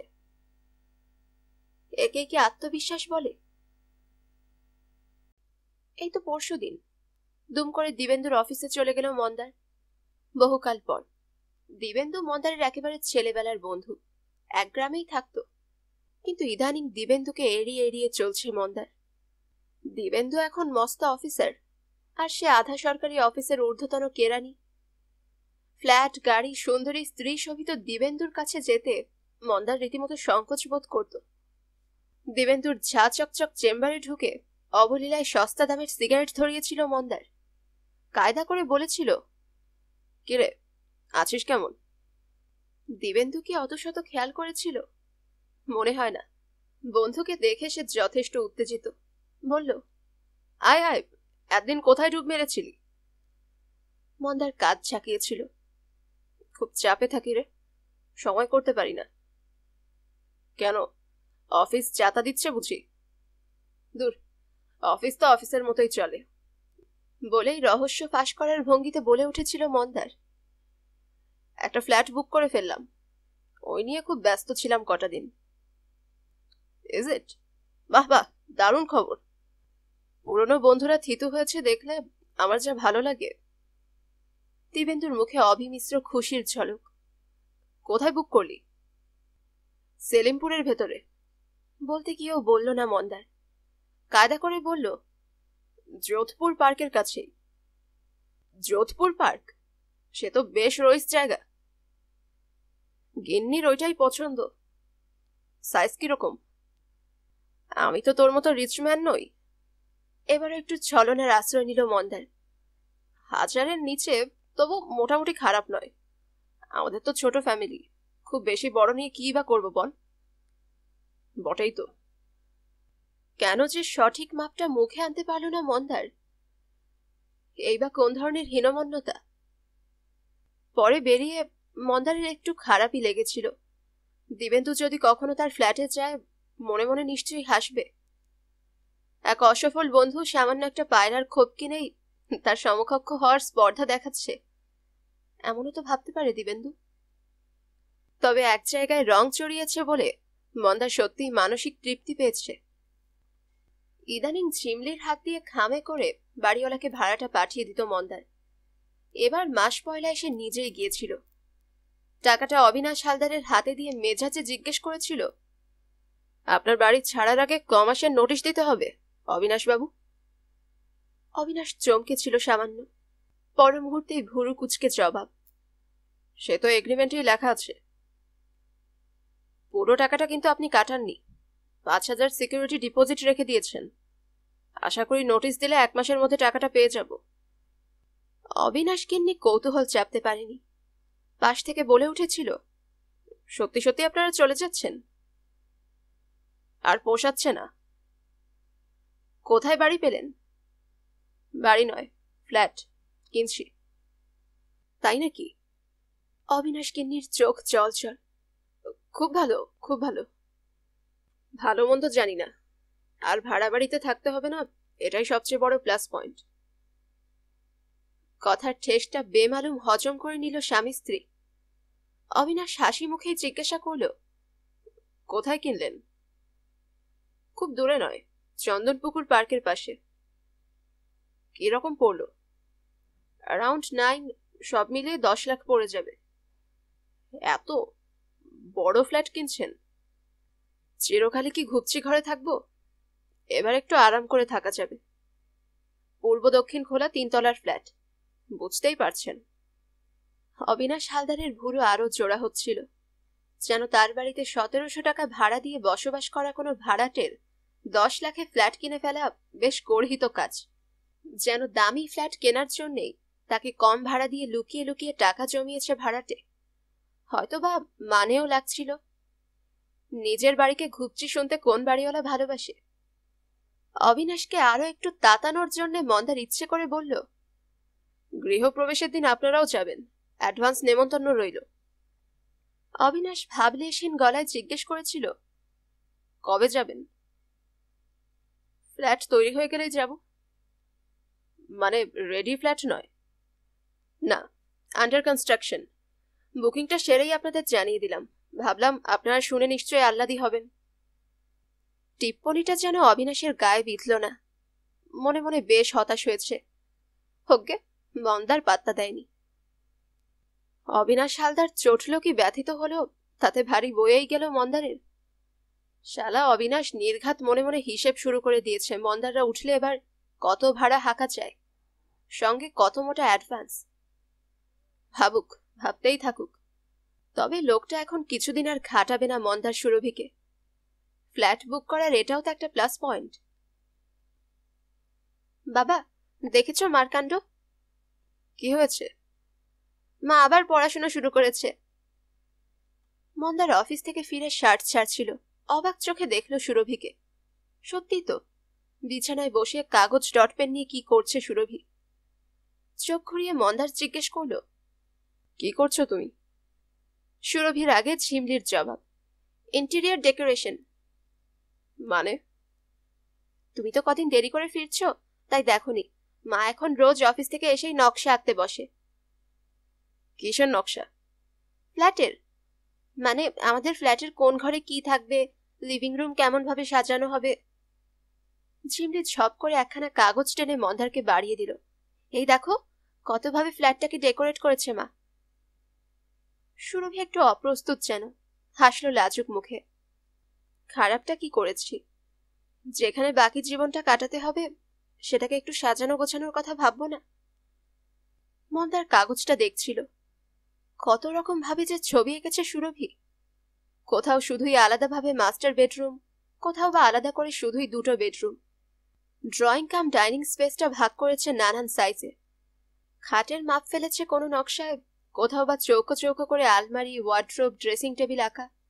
Cabinet, sofa set, dining table, fridge, রুমের পড়ার টেবিল সবই সাজিয়ে ফেলেছে কালির আঁচড়ে। মন্দার হাসতে গিয়েও হাসতে পারল না। দেখতে দেখতে সেও কেমন যেন নকশার মধ্যে ঢুকে পড়ছিল। কাগজটা হাতে নিয়েই বসলো বিছানায়। সিরিয়াস মুখে বলল, ড্রয়িং রুমের জন্য একটু বেশি জায়গা ছাড়া গেল না? উপায় নেই, আমি হিসেব করে দেখেছি। সদর দরজার জন্য 3 ফুট বাদ গেলে বসার জায়গার চড়াটা হয় মাত্র 6 ফুট। ধরো লম্বাটা রইল 10 ফুট। মানে শোয়ার ঘরের দরজার আগ পর্যন্ত বসার জায়গার জন্য আমরা পাচ্ছি 10/6। এটুকু জায়গায় তুমি কোথায় কি রাখবে বলো? ক্যাবিনেট নিশ্চয়ই তুমি বেডরুমে নিয়ে গিয়ে ঢোকাবে না। কিন্তু এদিকটা বেশি রাখলে তোমার খাওয়ার জায়গা তো ছোট হয়ে যাচ্ছে। খুব ছোট হবে না, মোটামুটি 9/9 মতো পাবো। কিন্তু মা, ওদিকেও তো খানিকটা জায়গা তোমায় বাদ দিতে হবে। কেন? বারে হাঁটা চলার জন্য জায়গা ছাড়তে হবে না? মন্দার কাগজটায় ঝুঁকলো আরেকটু। তারপর দেখো, তোমার ব্যালকনিতে যাওয়ার দরজাও পড়েছে ডাইনিং এর দিকে, সেখানেও খানিকটা জায়গা খাবে। তাতে কি আছে, ওর মধ্যেই ধরে যাবে। অসম্ভব, ধরতেই পারে না। তোমার ডাইনিং টেবিলটার সাইজ কি আছে একবার ভাবো। ও আমার ভাবা হয়ে গেছে, ওটা আমি একটা কায়দা করব। কিরকম? ঝিমলি মুচকি হাসলো। ওই ডাইনিং টেবিলটা বাতিল হয়ে যাচ্ছে বাবা। মা বলছিল পার্ক স্ট্রিটের কোন অকশন শপে ডিম শেপের টেবিল দেখে এসেছে। চেপে চেপে বসলে স্বচ্ছন্দে সেখানে 6 জন বসতে পারবে। সুরভির ঠোঁটে গর্বিত হাসি। এটা সিম্পল ম্যাথমেটিক্স মশাই। রেক্ট্যাঙ্গেলের থেকে এলিপ্টিক্যাল শেপের টেবিল হলে ঘরদোরের জায়গা অনেক কম নষ্ট হয়। মন্দার রসিকতা জুড়ল। অঙ্কে তোমার এত মাথা জানা ছিল না তো। তুমি আমায় কতটুকু জানো? সুরভি হাঁটু মুড়ে গুছিয়ে বসেছে। এ কদিনে কটা নিলাম ঘরে ঘুরেছি সে খবর রাখো। নতুন সোফা দেখেছি, দারুণ স্লিক। আমাদের ওই পুরনো ঢাউসটা আর রাখবো না। ওটা আমারও প্ল্যান। তবে সোফা আর না কিনে অন্য কোনো কায়দা করা যায় না? আজকাল তো বেশ সুন্দর সুন্দর বেটে বেটে বেতের চেয়ার বেরিয়েছে, আর মাঝখানে ধরো কাঁচ বসানো ছোটখাটো সেন্টার টেবিল। ওতে বসার জায়গাটা বেশ ছিমছাম লাগবে। ঘরের সাজসজ্জার ব্যাপারে মন্দারের সঙ্গে সুরভির ঘোর অমিল। তবে এই প্রস্তাবটা সুরভি এক কথায় উড়িয়ে দিল না। চোখ কুচকে ভাবলো একটু, তারপর বলল, সেটা অবশ্য করা যায়, তবে একটু ন্যাড়া ন্যাড়া লাগবে। ঝিমলি বলল, দেয়ালের ধারে ছোট একটা ডিভান রেখে কুশন দিয়ে সাজিয়ে দাও, তাহলে আর। দেবমিতাদের বাড়িতে দেখেছি, দারুণ কালারফুল লাগে। মন্দার বলল, তার মানে আবার একটা ডিভান কিনতে হবে বলছিস? অনেক কিছুই কিনতে হবে। সুরভি ঘাড় দোলালো। কাল একটা বিউটিফুল স্ট্যান্ড ল্যাম্প দেখেছি, কাঠের। ঠিক ওই প্যাটার্নের একটা আমি বাইরের ঘরে রাখবই। কিচেনটাকেও সুন্দর করে ফার্নিশ করতে হবে, কাবার্ড বানাবো। একটা দুটো ওয়াল ফিল্টিং থাকবে, ভালো বাসন কোসনের জন্য গ্লাসের হ্যাঙ্গিং শোকেস। মন্দারের এতক্ষণে ঘোর কেটেছে, হেসে ফেলল। লিস্ট তো তোমার বেড়েই যাচ্ছে ক্রমশ। এত যে কিনবে প্ল্যান করছো, তার টাকাটা আসবে কোত্থেকে? ওটা কিন্তু আসমান থেকে ঝরবে না। সব হয়ে যাবে, তুমি কেঁদো না তো। লাখ লাখ টাকা খরচা করে বাড়ি কিনতে পারছি, আর কটা টাকা জোগাড় করে মনের মতো ফার্নিচার আনতে পারবো না? বলতে বলতে সুরভি ফের আঁকায় ঝুঁকেছে। ডট পেন নেড়ে বলল, এদিকে তাকাও, দেখো এই কাগজটায় আমি সবকিছু সেট করেছি। ক্যাম্প খাট ঝিমলির ঘরে ট্রান্সফার হয়ে যাবে, ড্রেসিং টেবিলটাও। কিংবা একটা সিঙ্গেল খাট কিনে দেবো ঝিমলিকে, ক্যাম্প খাট অতিথিদের জন্য তোলা থাকবে। বড় আলমারি যাবে আমাদের ঘরের বাঁদিকের দেয়ালে, ছোট আলমারি থাকবে ঝিমলির টেবিলের পাশে। আমাদের ঘরের জন্য ওয়াল ফিল্টিং ড্রেসিং টেবিল বানিয়ে নেব, একটা আয়না, দুটো র্যাক। মন্দার আলতো চোখ বোলালো সুরভির অন্য নকশায়। তালিকা যেভাবে লম্বা হচ্ছে, মানে আরো লাখখানেকের ধাক্কা। তবে এই মুহূর্তে ওই চিন্তায় নতুন করে পীড়িত করতে চাইল না সুরভিকে, হয়তোবা নিজেকেও। এমন সময়ে মানুষ সবকিছু ঈশ্বরের ভরসায় ছেড়ে দেয়। হাসিটাকে মুখে ধরে রেখেই মন্দার বলল, এখন কি তোমার শুধু ইন্টেরিয়র ডেকোরেশনই চলবে, নাকি একটু চাফা পাবো? হচ্ছে, তুমি বাথরুম থেকে ঘুরে এসো। শুধু চা দিও না কিন্তু। আবার কি খাবে এখন? 8:45 বাজে, একটু পরেই তো। পেট চুইচুই করছে, সে কখন টিফিন করেছি। চিড়ে ভাজা দেব, সঙ্গে বাদাম। যাহ বাবা, অফিসেও চিড়ে বাদাম, বাড়িতেও চিড়ে বাদাম। মন্দার মুখে একটা ছদ্ম করুণ ভাব আনলো। তোমার ফ্ল্যাটের জন্য এখন থেকে এত কৃচ্ছ সাধন করতে হবে? উফ, প্যাকনা আছে বটে, 16 আনার ওপরে 18 আনা। সুরভি ভ্রুভঙ্গি করল, বিরক্তির নয়। বাচ্চাদের ছেলে মানুষই দেখে বড়রা যেমন করে, অনেকটা সেই রকম। খাটে ছড়িয়ে রাখা খণ্ড খণ্ড ফ্ল্যাটগুলোকে গুছিয়ে তুলছে। টেবিলের ড্রয়ারে ঢুকিয়ে রেখে স্মিত মুখে বলল, ডিম ভাজা চলবে? দৌড়বে। ঝিমলি বিছানায় উপুর হয়েছে, বই ওল্টাতে ওল্টাতে বলল, আমিও কিন্তু একটা অমলেট খাবো মা। অমনি বাপের পো ধরল। সুরভি চোখ ঘোরালো। এমন করলে কিন্তু ফ্ল্যাট ফ্ল্যাট আর হচ্ছে না। যাহ বাবা, মাত্র একটা অমলেটের জন্য আস্ত ফ্ল্যাট বাতিল। খাস না রে ঝিমলি? একসঙ্গে হেসে উঠল তিনজনে। হাসিটাকে নিয়েই রান্নাঘরে চলে গেল সুরভি। মেয়ের সঙ্গে একটু খুনসুটি করে। মন্দারও বাথরুমে। আজ মন্দারের সন্ধেটা সত্যিই ভালো। বাথরুমে অঢেল জল, পাত্রে না থাকে সেই ভয় প্লাস্টিকের বালতিগুলো ভরে রেখে দিয়েছে সুবালার মা। অবশ্য মন্দারের আজ স্নানের স্পৃহা নেই। বর্ষা এসে গেছে। আষাঢ়ের গোড়ায় কদিন বৃষ্টিতে ভিজে মন্দারের সর্দি কাশি হয়েছিল জোর। তারপর থেকে সে একটু সাবধানে সাবধানে থাকছে। নিয়মিত সান্ধ্য অবগাহন আপাতত স্থগিত। ভালো করে চোখে মুখে জল ছেটাচ্ছিল মন্দার, আপন মনে শীষ দিতে দিতে। হঠাৎই কানে এলো রান্নাঘরে গান গাইছে সুরভি। মন্দার হেসে ফেলল। বাড়ির পরিবেশটা যেন বেশ উজ্জ্বল হয়ে গেছে। অনেককাল পর বাড়িতে সুরভির গানও শোনা গেল। কি চমৎকার গলা সুরভির, কেন যে গান গায় না। ছোট ছোট স্মৃতি মনে পড়ছিল মন্দারের। সুরভির সঙ্গে প্রথম আলাপ, একটু একটু করে ঘনিষ্ঠ হওয়া। চাকরিতে যোগ দেওয়ার বছরখানেক পর দল বেঁধে বেড়াতে যাওয়া হয়েছিল বকখালি। মূলত অফিস কলিগরাই ছিল গ্রুপে, অনেকে ফ্যামিলিও নিয়ে গিয়েছিল। সহকর্মী সোমেশের বোনের বান্ধবী ছিল সুরভি, সেও ছিল সেবার। যাওয়ার পথে বাসেই পরিচয়। সমুদ্র তীরে জানাজানিটা একটু গাঢ় হয়েছিল। ফেরার পরেও সুতোটা ছেড়েনি, বরং তারা আরো ঘনিষ্ঠ হয়েছে দিনে দিনে। তখন এমএ পড়ছিল সুরভি। প্রায় রোজই ইউনিভার্সিটি পালিয়ে চলে আসতো ডালহাউসিতে। সেখান থেকে দুজনে মিলে সোজা গঙ্গার ধার। জাজেস ঘাটের আগে একটা বেদি তো প্রায় তাদের জন্য সংরক্ষিতই হয়ে গিয়েছিল সে সময়।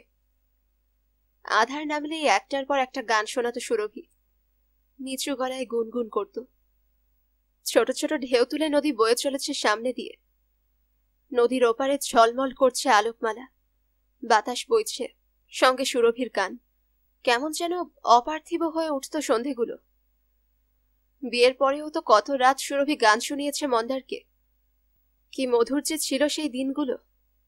কবে থেকে গান বন্ধ হয়ে গেল সুরভির? চাকরিতে ঢোকার পর থেকেই কি? সংসারের চাপ পড়ে? চাকরি করার তেমন ইচ্ছে ছিল না সুরভির, খানিকটা বাধ্য হয়েই শুরু করেছিল। অফিস থেকে রিটায়ার করার আগেই দুম করে একদিন গত হলেন সুরভির বাবা। তিনি ছিলেন একটু ভালো মানুষ, নির্বিরোধী ধরনের, দারুণ রগুড়ে, মজার মজার গল্প বলতেন, যে কোনো আসর মাতিয়ে রাখতেন একাই, মেয়ের সঙ্গে ডুয়েট গাইবেন এই দাবি তুলে। কিন্তু তিনি সংসারী হিসেবে একদমই গোছানো স্বভাবের ছিলেন না। বাবার মৃত্যুর পর সুরভি আবিষ্কার করল তার একটা এলআইসি পর্যন্ত নেই। চাকরি করতেন বেসরকারি দপ্তরে। তার মৃত্যুর পর সুরভির মার কপালে বিশেষ কিছু জুটল না, বলতে গেলে প্রায় অকুল পাথারে পড়লেন সুরভির মা। প্রথম প্রথম মন্দার সুরভি তাকে নিজেদের কাছে এনে রেখেছিল, কিন্তু সুপ্রভার আত্মসম্মান বোধ অত্যন্ত প্রখর, সংস্কারেও বাধা ছিল। মেয়ে জামাইয়ের সংসারে তিনি কিছুতেই থাকবেন না, এমনকি জামাইয়ের কাছ থেকে আর্থিক সাহায্য নিতেও তিনি রাজি নন। উপায়ান্তর না দেখে সুরভি তখনই ট্রাভেল এজেন্সির চাকরিটা জোটালো। সুরভির টাকা নিতেও কি সহজে সম্মত হয়েছিলেন সুপ্রভা? মোটেই না। কত বুঝিয়ে বাঁচিয়ে চেঁচামেচি রাগারাগি করে তবে যে সুরভি তাকে বাগে এনেছে। ওরকম একটা আতান্তরে পড়েই কি সুরভির গলা থেকে গান হারিয়ে গেল? না, ঠিক তাও না। সংসারের অবিরাম চাপ, সারাদিনের অক্লান্ত খাটুনি, তারপরেও টুকটাক ছোটখাটো সাংসারিক ঝামেলা, সবার ওপরে কোথাও না কোথাও একটা পাকাপাকি থিতু না হতে পারার চোরা উদ্বেগ সুরভিকে ক্রমশ নিরস করে দিচ্ছিল। শুধু একটুখানি আশার আলো দেখেই কি ভীষণ খুশি এখন মন্দারের বউটা। মন মেজাজি কত অন্যরকম হয়ে গেছে। সুরভি রোজগারপাতি করতে বেরোক, এটা মন্দারও চায়নি প্রথমে। বউ মানে তার কাছে ছিল একেবারে একটা ঘরোয়া কিছু, যে রাতবে বাড়বে, বাচ্চা মানুষ করবে, সন্ধেবেলা স্বামী ফিরলে মুখে হাসি নিয়ে দরজাটি খুলে দেবে, একান্তভাবে নির্ভর করবে স্বামীর ওপর। এমনটা শেষ পর্যন্ত হলো না বলে মন্দারের মনে কি ক্ষোভ আছে? খুব না, অন্তত এখন আর নেই। আজকে যেই ফ্ল্যাটটা কেনার কথা ভাবছে, সুরভির চাকরিটা না থাকলে ইচ্ছেটাকে কি সেভাবে প্রশ্রয় দিতে পারত মন্দার? তাছাড়া চাকরি করতে বেরিয়ে সুরভির বহু পরিবর্তনও হয়েছে, এবং তার বেশিরভাগই ভালোর দিকে। আগে সুরভি বড্ড বেশি কল্পনা প্রবণ ছিল, সংসারের জটিল মারপ্যাচ ততটা বুঝত না। এখনো স্বপ্ন স্বপ্ন ভাবটা যায়নি, তবে বাস্তব বোধ অনেক বেড়েছে, হিসেবেও হয়েছে যথেষ্ট। যে কোনো কাজেই এখন সুরভির মতামতের ওপর বেশ আস্থা রাখতে পারে মন্দার, বোঝে বা খানিকটা নির্ভরও করে। এই তো গত বুধবার অফিস থেকে ফিরে মন্দার বলেছিল, এই জানো, আজ ব্যাংকে গিয়েছিলাম, আলোচনা করলাম ম্যানেজারের সঙ্গে। সুরভি তখন রাতের আটা মাখছিল, সুবালার মা রান্নাটা করে রেখে যায়। সুরভি ফিরে রাতের ভাত রুটিটা করে। ভাত রুটি গরম গরম না হলে মন্দার চিমলি খেতে পারে না। কাজ থামিয়ে উদ্গ্রীব প্রশ্ন করল সুরভি, ম্যানেজার কি বললেন? লোন পাওয়া যাবে তো? বললো তো হয়ে যাবে, কিন্তু। কি কিন্তু? ওরা দেয় টেক হোম পের 36 গুণ, আমার তো কেটে কুটে হয় 9.5, তার মানে 3,10,20,000 মতো পাবো। মন্দার চিন্তা মাখা মুখে বলেছিল, বুঝতেই পারছো কিছুটা ডেফিসিট হয়ে যাবে। তোমার আমার মিলিয়ে জয়েন্ট লোন হয় না? বলেছিলাম, গাইগুই করছে। তোমার অফিসটা তো একেবারেই প্রাইভেট, বলছে আরো কিছু সিকিউরিটি লাগবে। তা ব্যাংক ছাড়া অন্য কোথাও চেষ্টা করা যায় না? এলআইসি টেলআইসি? ওদের তো আবার পলিসি করতে হবে। আমাদের তো আছে পলিসি। সে তো মাত্র 80,000-এর, তার এগেনস্টে কি 3.5 লাখ দেবে? এমনি তো ব্যাংক বলছিল যে পলিসিটা আছে সেটাও জমা রাখতে হবে। তাহলে ভাবছি 30-40 হাজার শর্ট পড়ে যাওয়া কম কথা নয়। এক্ষুনি তো দিতে হচ্ছে না, এর মধ্যে যদি আরো কিছু জমাতে পারি। সুরভি একটু ভেবে নিয়ে বলল, তেমন তাড়া থাকলে অন্য রাস্তাও আছে। কি রাস্তা? আমার গয়নাগুলো বেচে দেব। 9 করে 10 ভরি তো আছেই। যা, তা হয় নাকি? মন্দার সঙ্গে সঙ্গে নাকচ করে দিয়েছিল। ঝিমলির বিয়ে দিতে হবে না? আবার সেই ঝিমলির বিয়ের চিন্তা। সুরভি চোখ পাকিয়েছিল। ঝিমলির বিয়ে না হোক এখনো 1 যুগ দেরি। এর মধ্যে ঠিক আস্তে আস্তে সব গড়িয়ে ফেলবো। পারবে? 3.25 লাখ ধার নিলে মাসে মাসে কত টাকা জানো? প্রায় 3,500। কি এমন? ভাড়ার টাকাটা তো লাগবে না, বড় জোর 1,000-2 খরচা বাড়বে। ওটা কোনো না কোনো ভাবে ঠিক ম্যানেজ হয়ে যাবে, দেখো। তোমার নিজের বলতে কোনো গয়না কিন্তু আর থাকবে না তো? নয় পরবো না গয়না।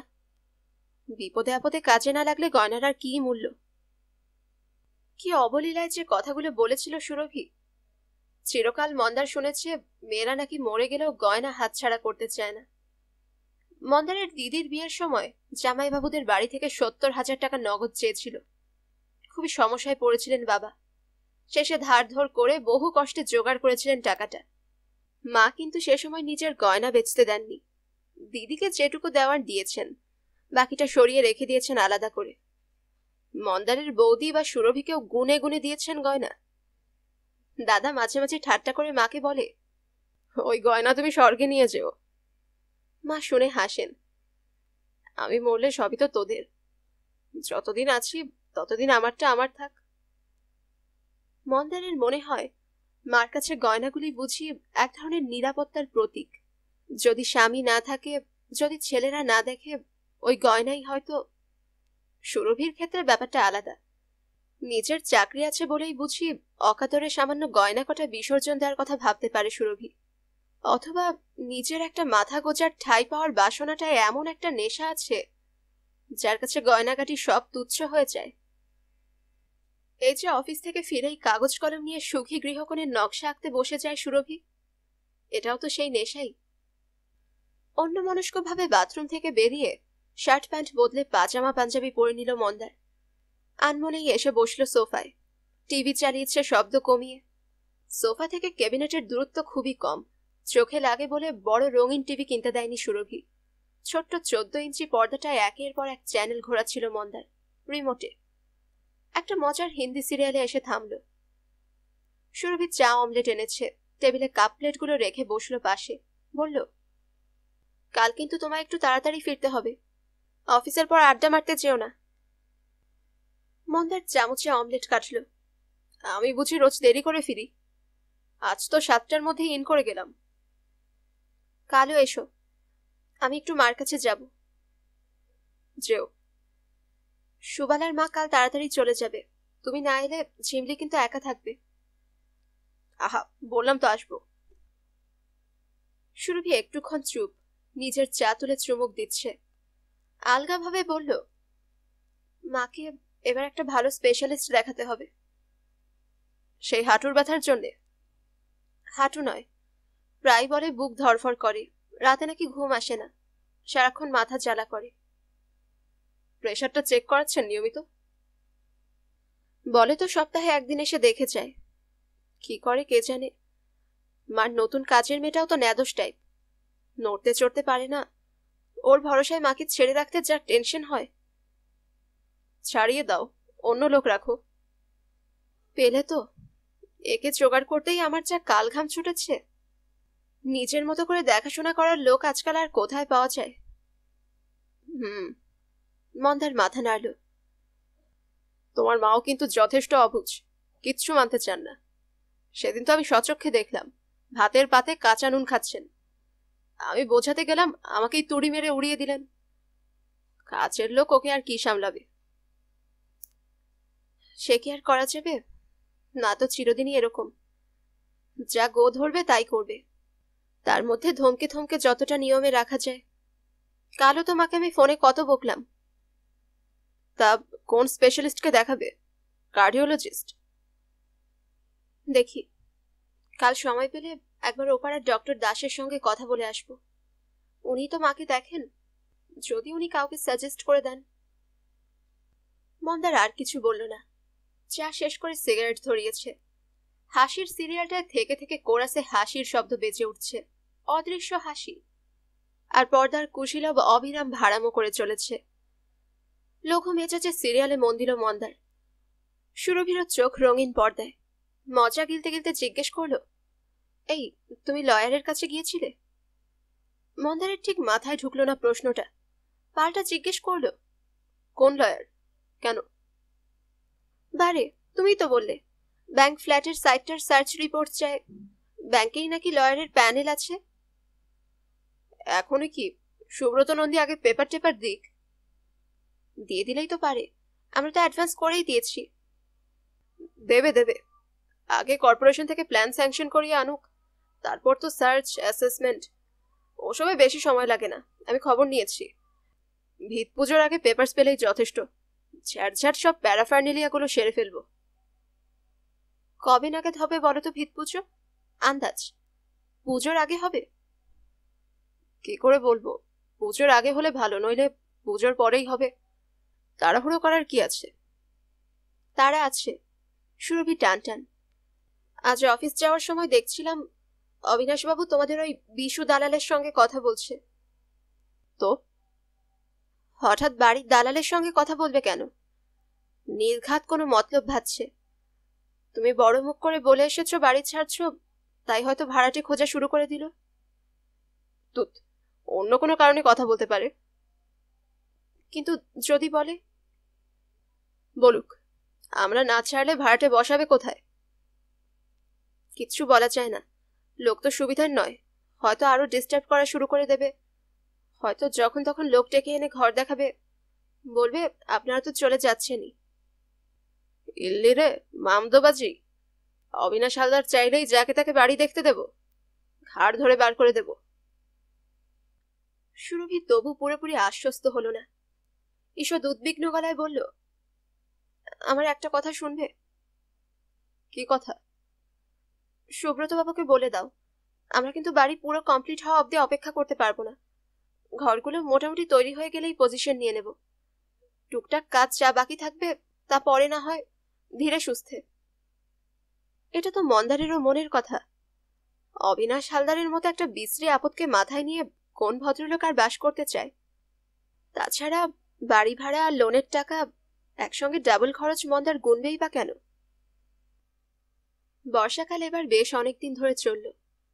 আষাঢ় শ্রাবণ পার করে সেই প্রায় ভাদ্র মাসের শেষ পর্যন্ত মেঘেরা যেন ঘর বাড়ি বানিয়ে ফেলেছিল আকাশে। আশ্বিনেও বৃষ্টি হচ্ছিল খুচখাচ। এক দুদিন আকাশ দিব্যি পরিষ্কার থাকে, গাঢ় নীলের মাঝে সাবানের ফেনা ভেসে বেড়ায় অলস মনে। তারপর হঠাৎই ফের ঝমঝমাঝম একটা ছোটখাটো সাইক্লোনও হানা দিল আশ্বিনে। মাইথন ম্যাসেঞ্জার পাঞ্চের জলাধারের টইটুম্বুর দশা, ডিভিসি জল প্রায় ছাড়ে ছাড়ে। গোটা রাজ্য জুড়ে বেশ একটা বন্যা হয় ভাব। তা সেরকম কিছু হলো না অবশ্য, মোটামুটি নিরুপদ্রবেই কাটল পুজোটা। হাসি আনন্দে আলোয় প্যান্ডেলে, প্রতিমার বাহারে শহর জমজমাট। প্রতি বছরের মতোই জনস্রোতে ভাসল কলকাতা। ত্রয়োদশীর দিন বউ বাচ্চা নিয়ে ক্ষীরপাই গেল মন্দার বিজয়া করতে। তাদের বাড়ি ঠিক ক্ষীরপাইতে নয়, ক্ষীরপাই থেকে মাইল চারেক ভেতরে। গ্রামটার নাম সোনামুড়ি, তবে লোকজনকে দেশের নাম বলার সময় ক্ষীরপাই বলাটাই মন্দারের অভ্যাস। প্রতি বছর পুজোর পর মন্দারা একবার এখানে আসেই। যদি শারদ ভ্রমণে দূরে কোথাও যায় তো ফেরার পথে, নইলে রওনা হওয়ার আগে। এবছর বেড়ানো বাতিল, টাকা বাঁচানো চলছে, অতএব সোনামুড়িতেই রয়ে গেল সপ্তাহখানেক। ঝিমলির ছুটির দিন কটা এবার নয় দেশ গায়েই কাটল। সোনামুড়িতে কয়েকটা দিন কাটানোর বাসনাও মূলত ঝিমলির। তার চোখে কুলু মানালি বা কন্যাকুমারী কোটাকানাইলের সঙ্গে সাংঘাতিক কিছু প্রভেদ নেই সোনামুড়ির। হোক না গ্রাম, বেড়ানোর জায়গা হিসেবে সোনামুড়ি মন্দ কি? একটা সরু নদী আছে, ধান ক্ষেত আছে, আম বাগান আছে, ছুটোছুটি করার মতো মাঠ তো আছেই। সবচেয়ে বড় কথা, জ্যাঠার 3 মেয়ের সঙ্গে তার পটে খুব, বিশেষ করে ছোট দুজন তো তাকে রীতিমতো সমীহই করে। ঝিমলির হাঁটা চলা, কথা বলার কায়দা, চুল কাটার স্টাইল, সবেতেই তারা একটা সিনেমা গন্ধ পায়। ঝিমলি তাদের চোখে মিনি হিরোইন, সর্বক্ষণ ঝিমলির গায়ে লেপ্টে থাকে দুই বোন। এত খাতির ঝিমলি আর কোথায় পাবে? সুরভিও এখানে মোটামুটি মানিয়ে নিতে পারে। অদ্ভুত মানিয়ে নেওয়ার ভানটাতে সে খুব দর। বড় জায়ের সঙ্গে সঙ্গে রান্নাঘরে থাকছে, শ্বশুর শাশুড়ির সামনে মাথায় আলগা কাপড় তুলছে, ভাসুরের প্রতিও শ্রদ্ধাভক্তি দেখাচ্ছে যথেষ্ট। মন্দারদের বাড়িটা দোতলা, কিন্তু মাটির। এই মাঠকোঠার দালানেও সে একটা ইলাস্টিক হাসি ঝুলিয়ে রেখেছে ঠোঁটে। আগে স্যানিটারি পায়খানা ছিল না বলে সোনামুড়িতে তার একটু অসুবিধা হতো, কিন্তু ইদানিং সে সমস্যাও নেই। তাছাড়া নিজের পছন্দ অপছন্দর ধজ্জা উড়িয়ে কখনো শ্বশুরবাড়ির লোকজনদের বিব্রত করতে চায় না সুরভি। সোনামুড়িতে বসবাসের কালটুকুকে সেও বেড়ানোর মতো করেই ভেবে নেয়। যে সোনামুড়িতে একদমই টিকতে পারে না সে হলো মন্দার। এখানে তার কত অজস্র শৈশব স্মৃতি, পুরনো বন্ধু বান্ধবও কম নেই। তবু এই গ্রাম জীবন তার কাছে এখন একেবারে অসহনীয়। কলেজে পড়ার সময় সে গ্রাম ছেড়েছে, পড়তো কলকাতায়, থাকতো বিদ্যাসাগর কলেজের হোস্টেলে। শহর এখন তার শিরায় উপশিরায় ঢুকে গেছে। কখনো কখনো মনে হয় সে সুরভির চেয়ে বেশি শহুরে। এখানে ছোটবেলায় যাদের সঙ্গে ডাঙ্গুলি ফুটবল খেলতো, কিংবা যারা তার সহপাঠী ছিল, তাদের সঙ্গে দেখা হলে কথা খুঁজে পায় না মন্দার। মনে হয় এরা আর কেউ যেন তার স্তরে নেই। কেউ মুদিখানায় বসছে, কেউ বা ক্ষীরপাইয়ে গিয়ে কাজ করছে কাঠের গোলায়, কেউ বা এখন পুরো দস্তুর চাষি। অবশ্য স্কুল মাস্টারি সরকারি চাকরি করা বন্ধু এখানে আছে মন্দারের। ঘাটাল রাধানগরের কোল্ড স্টোরেজেও কাজ করে কেউ কেউ, কিন্তু তাদের কারোর সঙ্গেই যেন আর উপভোগ করতে পারে না মন্দার। কি সব একঘেয়ে আলোচনা! থোর বড়ি খাড়া, খাড়া বুড়ি থোর। কোথায় কোন পঞ্চায়েত প্রধান চুরি করে ফাঁক করে দিচ্ছে, কোন গায়ে কোন পার্টি কার ধোপা নাপিত বন্ধ করে দিল, সামনের লোকসভা নির্বাচনে এবার এই অঞ্চল থেকে কে জিতছে, এইসব। দীর্ঘকাল এখানে বাস না করার জন্যে এদের সমস্যাগুলো মন্দার ঠিকমতো অনুধাবন করতে পারে না। বরং গ্রামের তরুণদের তাও একটু চেনে। শচীন সৌরভ নিয়ে তাদের তর্কাতর্কি শুনতে পায় চা দোকানে। তবে এদের সঙ্গেও মন্দারের দূরত্ব অনেক। 42 বছর বয়সে শিং ভেঙে বাছুরের সঙ্গে ঢোকেই বা কি করে? দিবেন্দু নাকি এখানে মাঝে মাঝে আসে গাড়ি করে। দিবেন্দুরা অবশ্য যথেষ্ট বড় লোক, গ্রামে পাকা দোতলা বাড়ি আছে। তবু মন্দারের ভাবতে অবাক লাগে, দিবেন্দু এখানে এসে থাকে কি করে? কলকাতায় যার অত বড় ফ্ল্যাট, কথায় কথায় কলকাতার এ ক্লাব ও ক্লাব ঘুরে বেড়ায়, বাড়িতে 3খানা বিদেশি কুকুর পুষেছে, সে এখানে এসে কি সুখ পায়? এও কি দিবেন্দুর এক ধরনের বিলাসিতা? ফ্ল্যাট কেনার কথাটা এখানে এসে বাবা মাকে জানায়নি মন্দার, দাদা বৌদিকেও না। কেন জানায়নি বলা কঠিন।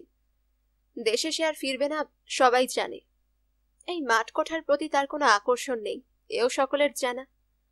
কলকাতায় একটা পাকাপাকি কিছু করে থিতু হওয়াটাই যে তার নিয়তি, এটাও নিশ্চয়ই তারা অনুমান করতে পারে। মন্দার বাড়ি থেকে কোনো টাকা পয়সাও চাইবে না, চাইলে দিচ্ছেই বা কে? তবু সে বলতে পারেনি, তার পেছনে বোধহয় অন্য একটা কারণ রয়ে গেছে। শহরের মানুষ পুরুষানুক্রমে ভাড়া বাড়িতে কাটায়। একসময় সেই মানুষদের কাছে বাড়িটা খাঁচার চেয়েও ভয়ঙ্কর হয়ে ওঠে। এখনকার অনুপরমাণু হয়ে ছিটকে ছিটকে যাওয়া সংসারে একটা একান্ত নিজস্ব আশ্রয়ের জন্য তীব্র আরতি অনুভব করে তারা। কলকাতার বহু বন্ধু বান্ধবদের মধ্যে এই আরতিটা দেখেছে মন্দার। দেখতে দেখতে এই হাহাকারটা কখন যেন তার নিজের মজ্জাতেও ঢুকে পড়েছে অজান্তেই। তার এই নাগরিক ছন্দাটা বাবা মা দাদার চোখে পড়ে যাবে বুঝে এই অস্বস্তিতেই ভুগছে মন্দার। সে এখন আর সোনামুড়ির মানুষ নয়, সে এখন একটা শহরের মানুষের চেয়েও বেশি শহুরে। এই উপলব্ধিটাও যেন তাকে অসহজ করে তুলেছে। তবু কথাটা গোপন রইল না, ফাঁস করে দিল ঝিমলি, সচেতন ভাবে নয়, কথায় কথায়। অবশ্য তাকে গোপন রাখতে কেউ বলেনি, না মন্দার না সুরভি। মন্দার ভেবেছিল নিষেধ করলে তো ঝিমলি হাজার প্রশ্ন জুড়বে। কেন বলবো না, বললে কি হয়, দাদু কি তোমার ওপর রাগ করবে? সব প্রশ্নের কি প্রকৃত উত্তর দিতে পারবে মন্দার? আর সুরভি হয়তো চেয়েছে, উপযাজক হয়ে সে কেন বলতে যাবে? বরং মেয়ের মুখ দিয়ে যদি বেরিয়ে যায় সেটাই তো ভালো। সোনামুড়িতে আসার পর থেকেই মুখে খই ফুটছিল ঝিমলির। আসার পরদিনই বিকেলে দিদিদের সঙ্গে নদীর ধারে বেড়াতে গিয়েছিল ঝিমলি। বকম বকম করে শোনাচ্ছিল কলকাতার পুজোর গল্প। জানো তো এবার আমি কতগুলো ঠাকুর দেখেছি? 117টা। 117টা? হ্যাঁ গো, আরো বেশি দেখতে পারতাম। নবমীর দিন মা ঘুরতে ঘুরতে হাঁপিয়ে গেল। কোন ঠাকুরটা সবচেয়ে ভালো লেগেছে রে? কাগজে দেখলাম একটা ভাঁড়ের প্যান্ডেল হয়েছে, ওই ঠাকুরটা? ওটাও ভালো, আরো অনেকগুলো ভালো ছিল। ঝিমলি চোখ ঘুরিয়ে ঘুরিয়ে শোনাচ্ছিল। আমাদের বাড়ির কাছেই তো একটা প্রতিমা হয়েছিল, পুঁতি দিয়ে। কোন ক্লাবের ঠাকুর? টিভিতে দেখিয়েছিল। হ্যাঁ, চন্দনপুকুর, পার্ক আছে ওইখানটায়। জানো, সামনের বছর থেকে খুব মজা হবে। আমরা ফ্ল্যাটের বারান্দায় বসে ওদের পুজো দেখতে পাবো। টুলুগুলো কথাটা ঠিক বুঝতে পারেনি, প্রশ্ন করেছিল, সামনের বছর থেকে কেন? আমরা তো চন্দনপুকুর পার্কের ধারেই ফ্ল্যাট কিনেছি, 3 তলায়। ওই 3 তলা থেকে ঠাকুর দেখব। ব্যাস, সংবাদ পৌঁছে গেল যথাস্থানে। রাত্রে খেতে বসে সোমেশ্বর জিজ্ঞেস করলেন ছোট ছেলেকে, হ্যাঁ রে মন্টু, তুই নাকি ফ্ল্যাট কিনেছিস? মন্দার সামান্য অপ্রতিভ, হ্যাঁ মানে কত আর ভাড়া গুনি বলো, তাই ভাবলাম একটা কিছু করি। ভালো ভালো, খুব ভালো। তা ফ্ল্যাটে গেলি কেন? জমি কিনে বাড়ি করে ফেলতে পারতিস। কৈলাসী ভাইয়ের হয়ে জবাব দিল, না না, মন্টু ঠিকই করেছে। ওরা দুজনই চাকরি করে, বাড়ি করার হাঙ্গামা কে পোয়াবে? বলেই ভাইয়ের দিকে ফিরেছে। কিরকম সাইজ হচ্ছে তোদের ফ্ল্যাটের? খুব বড় নয়, ওই যেমন আজকাল হয় আর কি। কত? 800-900 স্কোয়ার ফিট? অত নয়, বেশি বড় কেনার পয়সা কোথায়? কত পড়ছে? তা পড়ছে, ভালোই পড়ছে। কত? 3-4 লাখ? হ্যাঁ মানে। এবারও মন্দারের ভাষা ভাষা উত্তর, ওই কাছাকাছি। ব্যাংক থেকে লোন করছি। কৈলাস যথেষ্ট বুদ্ধিমান, ভাইয়ের অস্বাচ্ছন্দ্য সে টের পেয়ে গেছে, আর প্রশ্ন করল না, মন দিয়েছে খাওয়ায়। মন্দারের একটু খারাপই লাগলো। দাদা কি ভাবছে? বাবা মাকে তার ঘাড়ে চাপিয়ে দিয়ে লাখ লাখ টাকা জমিয়ে ফেলেছে মন্দার। তাকে কি স্বার্থপর ভাবছে দাদা? নিজেকে বোঝানোর মতো করে মন্দার বলল, অনেকদিন ধরে চিন্তাটা মাথায় ঘুরছিল জানিস। ভাড়া বাড়িতে থাকি, জায়গা নেই, তোরা গেলে কটা দিন থাকতে বলতে পারি না, বাবা মাকেও নিয়ে গিয়ে রাখতে পারি না বেশি দিন। ওই তো একখানা ঘর, কোথায় কাকে শুতে দেব? বেশি লোক এসে গেলে বাড়িওয়ালা জল টল নিয়ে ঝামেলা করবে। সুরভি লুফে নিয়েছে কথাটা, বলে উঠল, এবার আমাদের 2খানা ঘর, খুব বড় না হলেও একটা হল আছে, আপনারা এবার গিয়ে আরাম করে থাকতে পারবেন। সুরভির আশ্বাস বাণীগুলো তো সে নিজে উচ্চারণ করতে যাচ্ছিল, তবু কথাগুলো এমন ফাঁপা ঠেকলো কেন? দাদা বাবার কথা না ভেবে শুধু নিজেদের জন্য ভাবনাটা কি একটু স্বার্থপর হয়ে গেছে? ধুস, কিভাবে কি করছে সে তো মন্দারই জানে। ওইটুকু আত্মচিন্তা না করলে তারও যে অস্বস্তি বিপন্ন হয়ে যায়। না, এই কথাটা কাউকে বোঝানো যায় না, কোনো কোনো মুহূর্তে নিজেকেও না। নভেম্বরের 3য় সপ্তাহে একটা ধাক্কা খেল মন্দার, আচমকাই। সেদিন মন্দার একটু দেরি করে বিছানা ছেড়েছে। আগের দিন অনেক রাত অবধি জেগে ক্রিকেট ম্যাচ দেখেছিল টিভিতে। ঘুম ভাঙতে দেরিই হয়েছে একটু। অফিসের দিন, ফুটোফুটি করে বাথরুমে ছুটল, বেরিয়েই বাজার যাবে। তখনই সুরভির চিৎকার, এই এই দেখো, কাগজে কি বেরিয়েছে। কি বেরিয়েছে? দাঁত মাজতে মাজতে গলা ওঠালো মন্দার। কি একটা মামলা হয়েছে, এসো না, দেখো না। ডাকটায় কেমন যেন বিপদের গন্ধ পেল মন্দার। মুখে ব্রাশ নিয়ে হুমড়ি খেল কাগজে। হ্যাঁ, সত্যি তো, খবরটা তো বিটকেল। কাগজের 3য় পাতার বাদিকের কলামে ছোট হেডিং এর নিউজ, কর্পোরেশনের জমা পড়া প্ল্যানে হাইকোর্টের ইনজাংশন। বিশদ সংবাদ তেমন নেই, শুধু লিখেছে হরেন্দ্রনাথ মুখার্জি নামের এক প্রমোটার কর্পোরেশনের বিরুদ্ধে একটা মামলা রিজু করেছিল। তারই প্রার্থনা মতো অন্তর্বর্তীকালীন স্থগিতাদেশ জারি করেছে হাইকোর্ট। ওই আদেশের বলে কর্পোরেশনের জমা পড়া সমস্ত বাড়ির প্ল্যানই আপাতত আটকা হয়ে থাকবে। মুখ চাওচাই করছে দুজনে। কি হলো ব্যাপারটা? আমিও তো বুঝতে পারছি না, হঠাৎ চোখে পড়ল। এমন হয় নাকি? যারা কেসের সঙ্গে যুক্ত নয় তাদের প্ল্যান আটকে থাকবে কেন? বটেই তো, ঠিক তো। যাও না, এক্ষুনি একবার সুব্রত বাবুর সঙ্গে দেখা করে এসো, ব্যাপারটা বুঝে এসো ভালো করে। বাজার অফিস ডকে উঠল, পড়িমড়ি করে ছুটেছে মন্দার। সুব্রত নন্দীর অফিস তখনও খোলেনি, কাছেই সুব্রত বাবুর বাড়ি। এসব দোনামোনা করে মন্দার সেখানেই গেল। সুব্রতর বাড়িটার চেকনাই আছে খুব, দোতলা, ছোট্ট কিন্তু ভারী দেখুন বাহার। কারুকাজ করা থাম, শ্বেতপাথরের সিঁড়ি, শ্বেতপাথরের মেঝে, বাহারি দরজা জানালা, প্রায় সব ঘরেই এসি মেশিন বসানো। এই বাড়িতেই একটা সুন্দর সাজানো গোছানো ঘরে সুব্রতকে টাকা দিয়ে গিয়েছিল মন্দার। ভুরভুরে গন্ধওয়ালা কফি খাইয়েছিল সুব্রত, স্বাদটা মন্দারের জিভে লেগে আছে এখনো। গেটের বাইরে মন্দার থমকে দাঁড়িয়ে রইল একটুক্ষণ। ঢেউতলা গেটে তামার প্লেটে বিওয়ার অফ ডগস। আগের দিন কেন যে মন্দারের চোখে পড়েনি লেখাটা, তখন একটা সুখের উত্তেজনায় ছিল বলে কি? মন্দার বুকের ধুকপুকানিটা সইয়ে নিচ্ছিল, তখনই চোখে পড়ল আরেকজন মধ্যবয়সী এসে দাঁড়িয়েছে পাশে। মন্দারের চেয়ে কিছুটা বড় হবে, বয়স বছর 50, বেটে, মাথায় টাক, পরনে লুঙ্গি পাঞ্জাবি। মুখটা চেনা চেনা, বাজার টাজারে দেখেছে মনে হয়। গলা ছেড়ে মন্দার প্রশ্ন করল, আপনিও কি নন্দীবাবুর কাছে? হ্যাঁ, কাগজে একটা খবর দেখলাম, প্ল্যানের ব্যাপারে। লোকটা ঢক করে মাথা নাড়ল। সামান্য স্বস্তি বোধ করল মন্দার। যাক, সে একা নয়, তার মতো উদ্বিগ্ন লোক পৃথিবীতে আরো আছে। গেটের পরেই ছোট্ট একটা বাগান, গাঁদা ফুটে আছে, চন্দ্রমল্লিকাও ফুটবো ফুটবো। বাগান পেরিয়ে কলিং বেল টিপতেই অন্দর থেকে গর্জন ঝাপটে এলো, ঘ্রাউ ঘ্রাউ। দুজনেই পিছিয়ে এলো কয়েক পা। পরক্ষণেই সুব্রত দরজা খুলেছে, সামান্য ফাঁক করে দেখে নিল আগন্তুকদের, তারপর বেরিয়ে এসে টেনে দিয়েছে দরজাটা। পরনে ছাই রঙা নাইট স্যুট, চোখ মুখ ফোলা ফোলা, সবে বোধহয় ঘুম থেকে উঠেছে। চোয়াল ছড়িয়ে হাসল সুব্রত।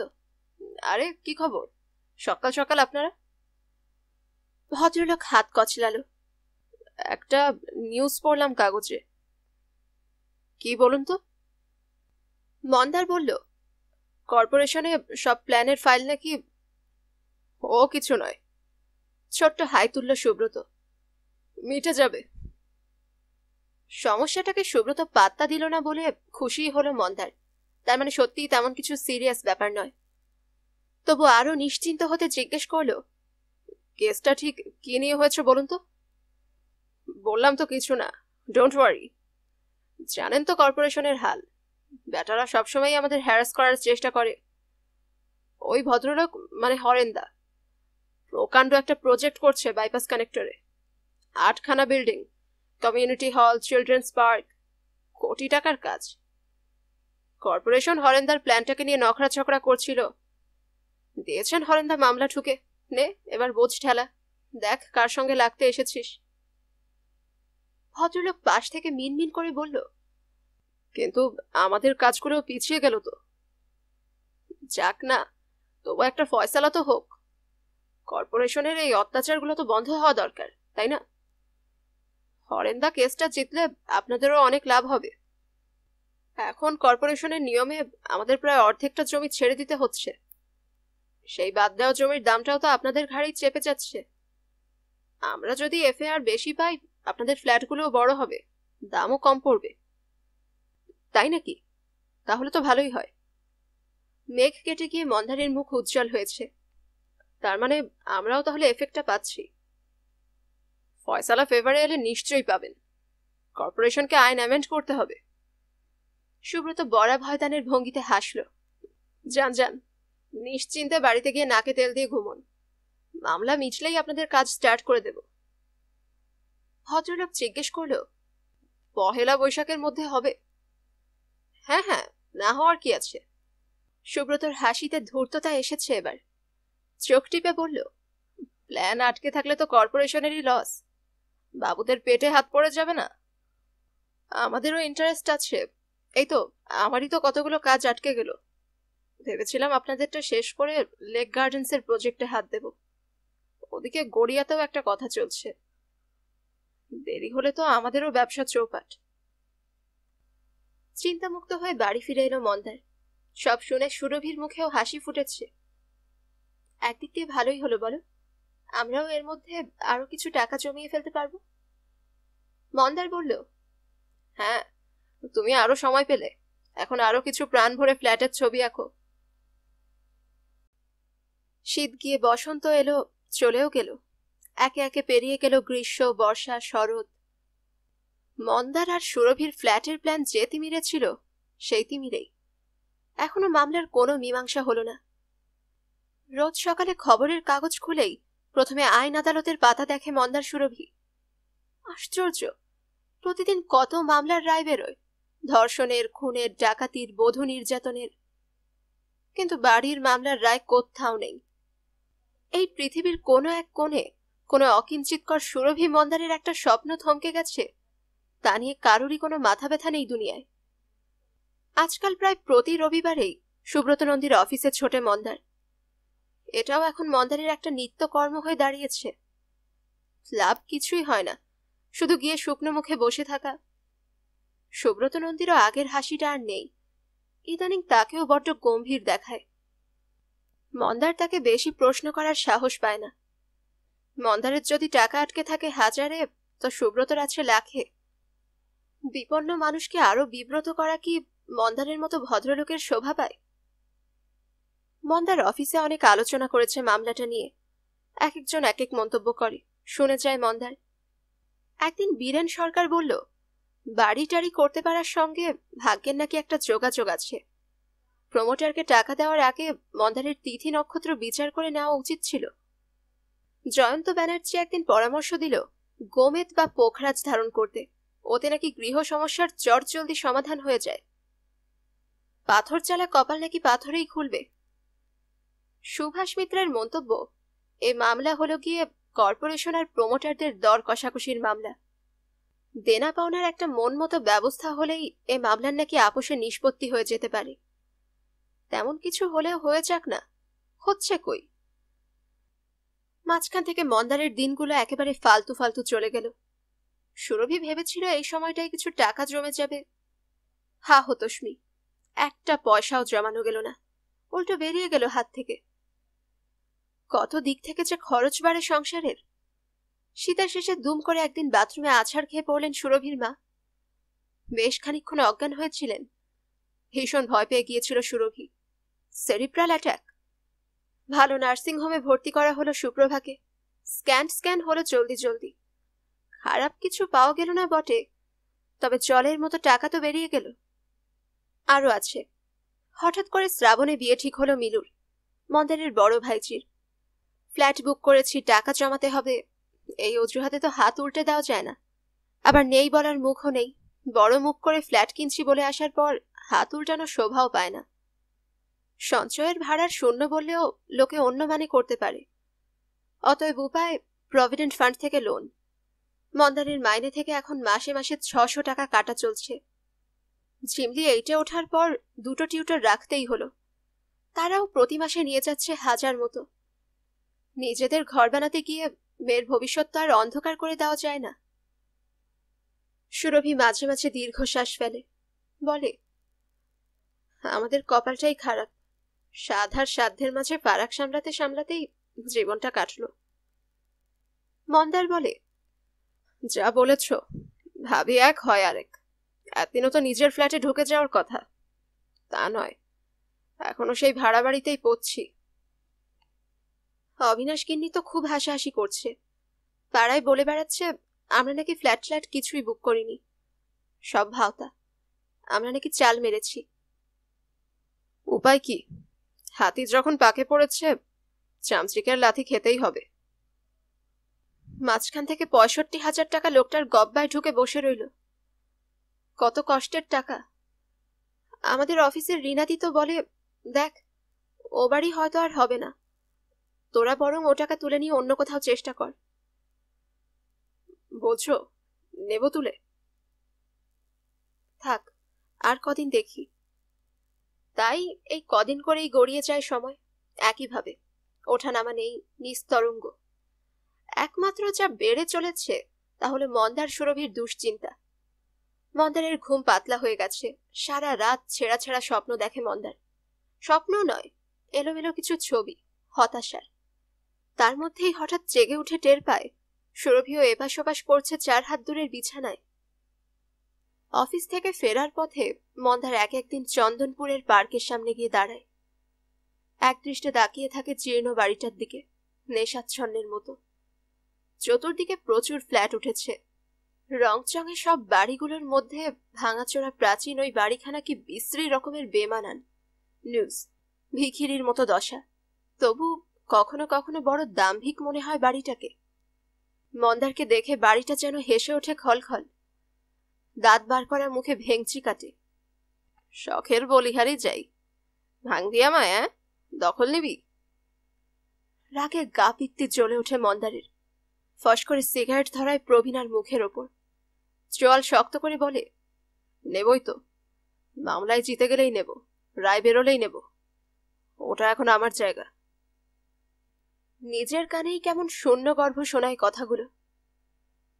অবশেষে রায় বেরোলো।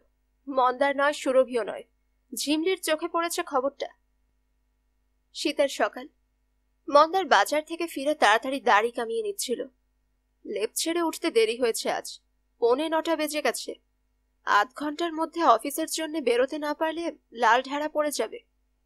সুরভিরও একই হাল। চুল না ভিজিয়ে কোনো ক্রমে গায়ে গরম জল ঢেলে এসে মেয়ের টিফিন গুছিয়ে দিচ্ছিল চটপট। তখনই ঝিমলির ডাক। বাবা মার দেখা দেখি তারও আজকাল আইন আদালতে চোখ বোলানোর অভ্যেস হয়েছে।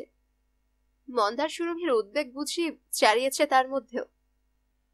খবরের কাগজের 3য় পাতায় চোখ রেখে স্কুল ইউনিফর্ম পরা ঝিমলি চেঁচিয়ে উঠল, বাবা বাবা, দেখে যাও, তোমাদের সেই কেসটার নিউজ বেরিয়েছে। একসঙ্গে ছেপে এলো স্বামী স্ত্রী। একবার পড়ে মন্দারের বিশ্বাস হলো না। আবার পড়লো, বারবার পড়ছে। তাই তো, এ খবর কি করে তার চোখ এড়িয়ে গেল? সুরভি কেড়ে নিয়েছে কাগজটা, চোখ কুচকে পড়ছে ভালো করে। বলল, এই কি সব লিখেছে গো? বলছে নিয়ম কানুন সব বদলে গেছে। দেখছি তো তাই।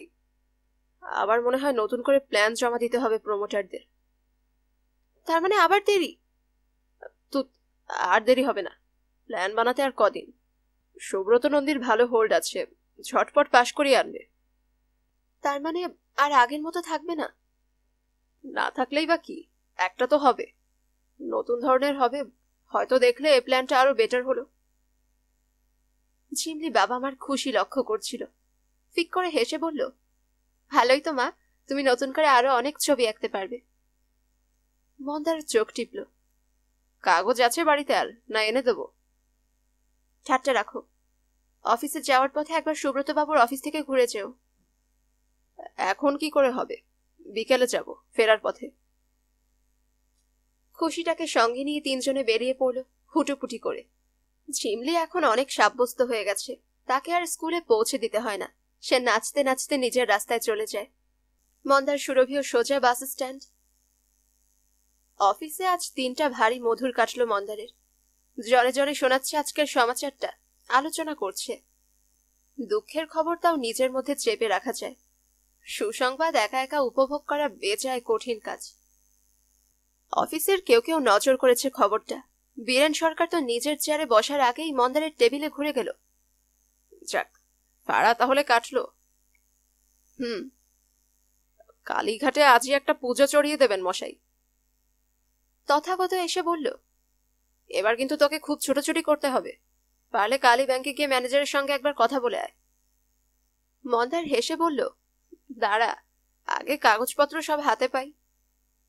আরে দূর, বড় গিটটা তো খুলে গেছে, তোর আর ভাবনা কি? তা ঠিক, তবু প্রমোটারের সঙ্গে আবার গিয়ে কথা বলি তো। আজই চলে যা, দেরি করিস না। দেরি করতে কি মন্দারও চাইছে? অফিস ছুটির পর কোনো দিকে না তাকিয়ে বেরিয়ে পড়ল আজ।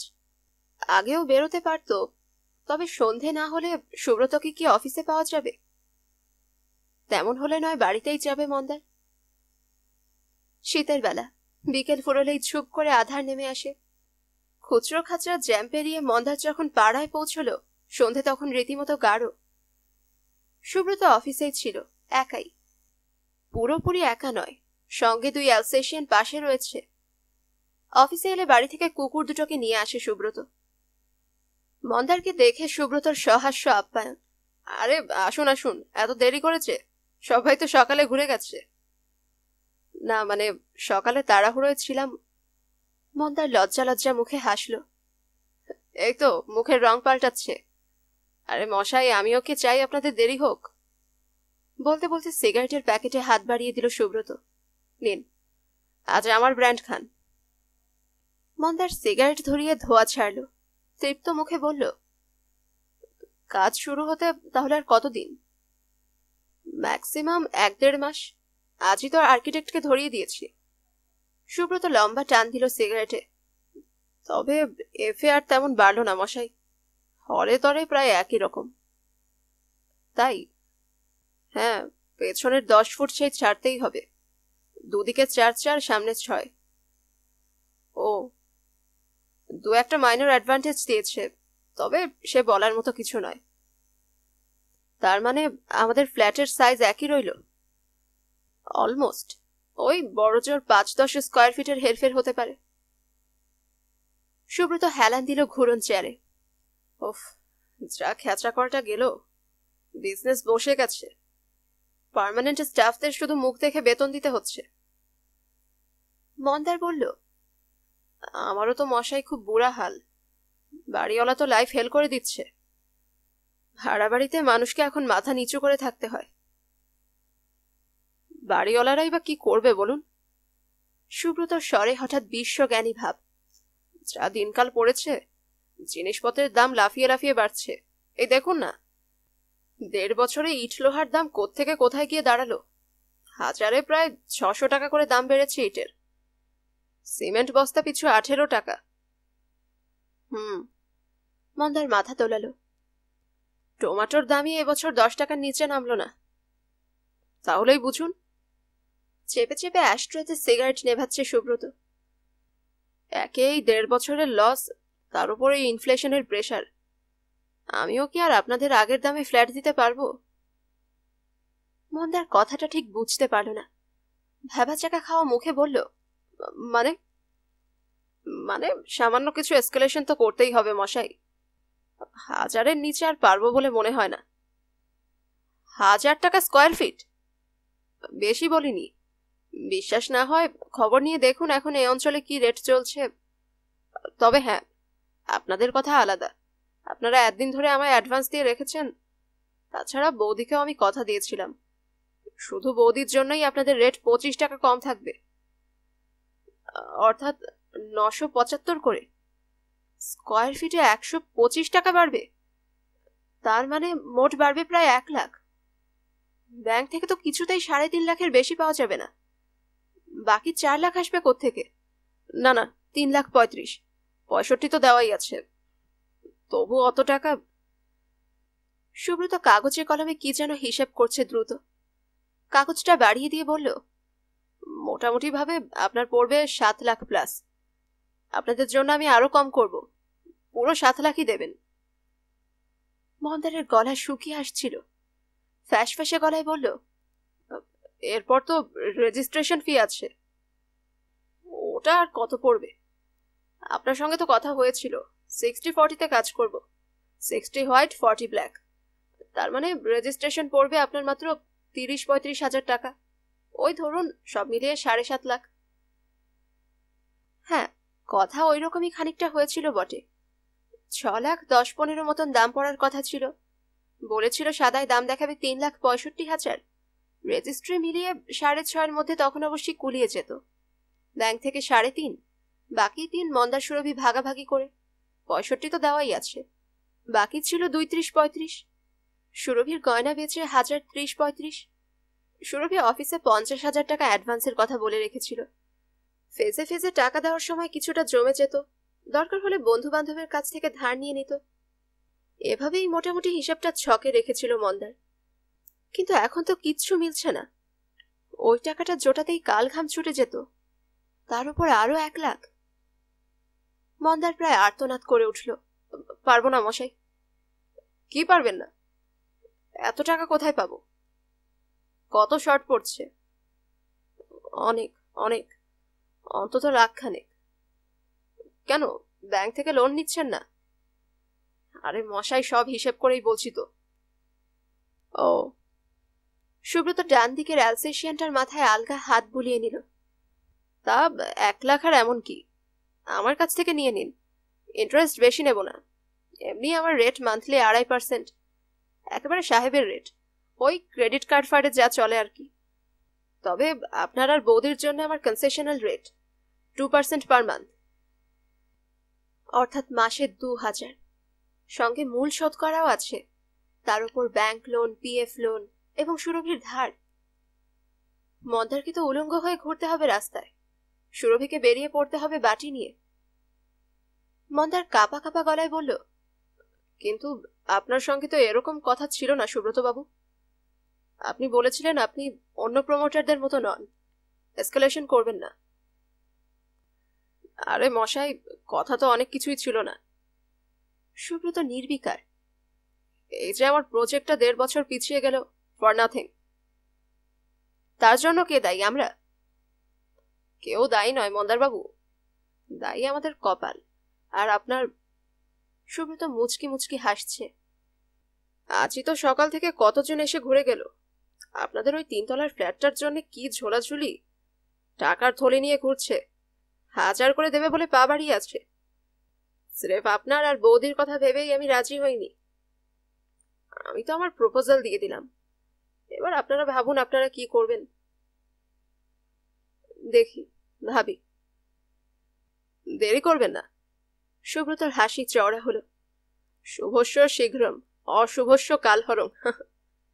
জয়মা বলে নেমে পড়ুন, আমি তো পাশে আছি। হাসিটা দেখে পিত্তি চলে যাচ্ছে মন্দারের।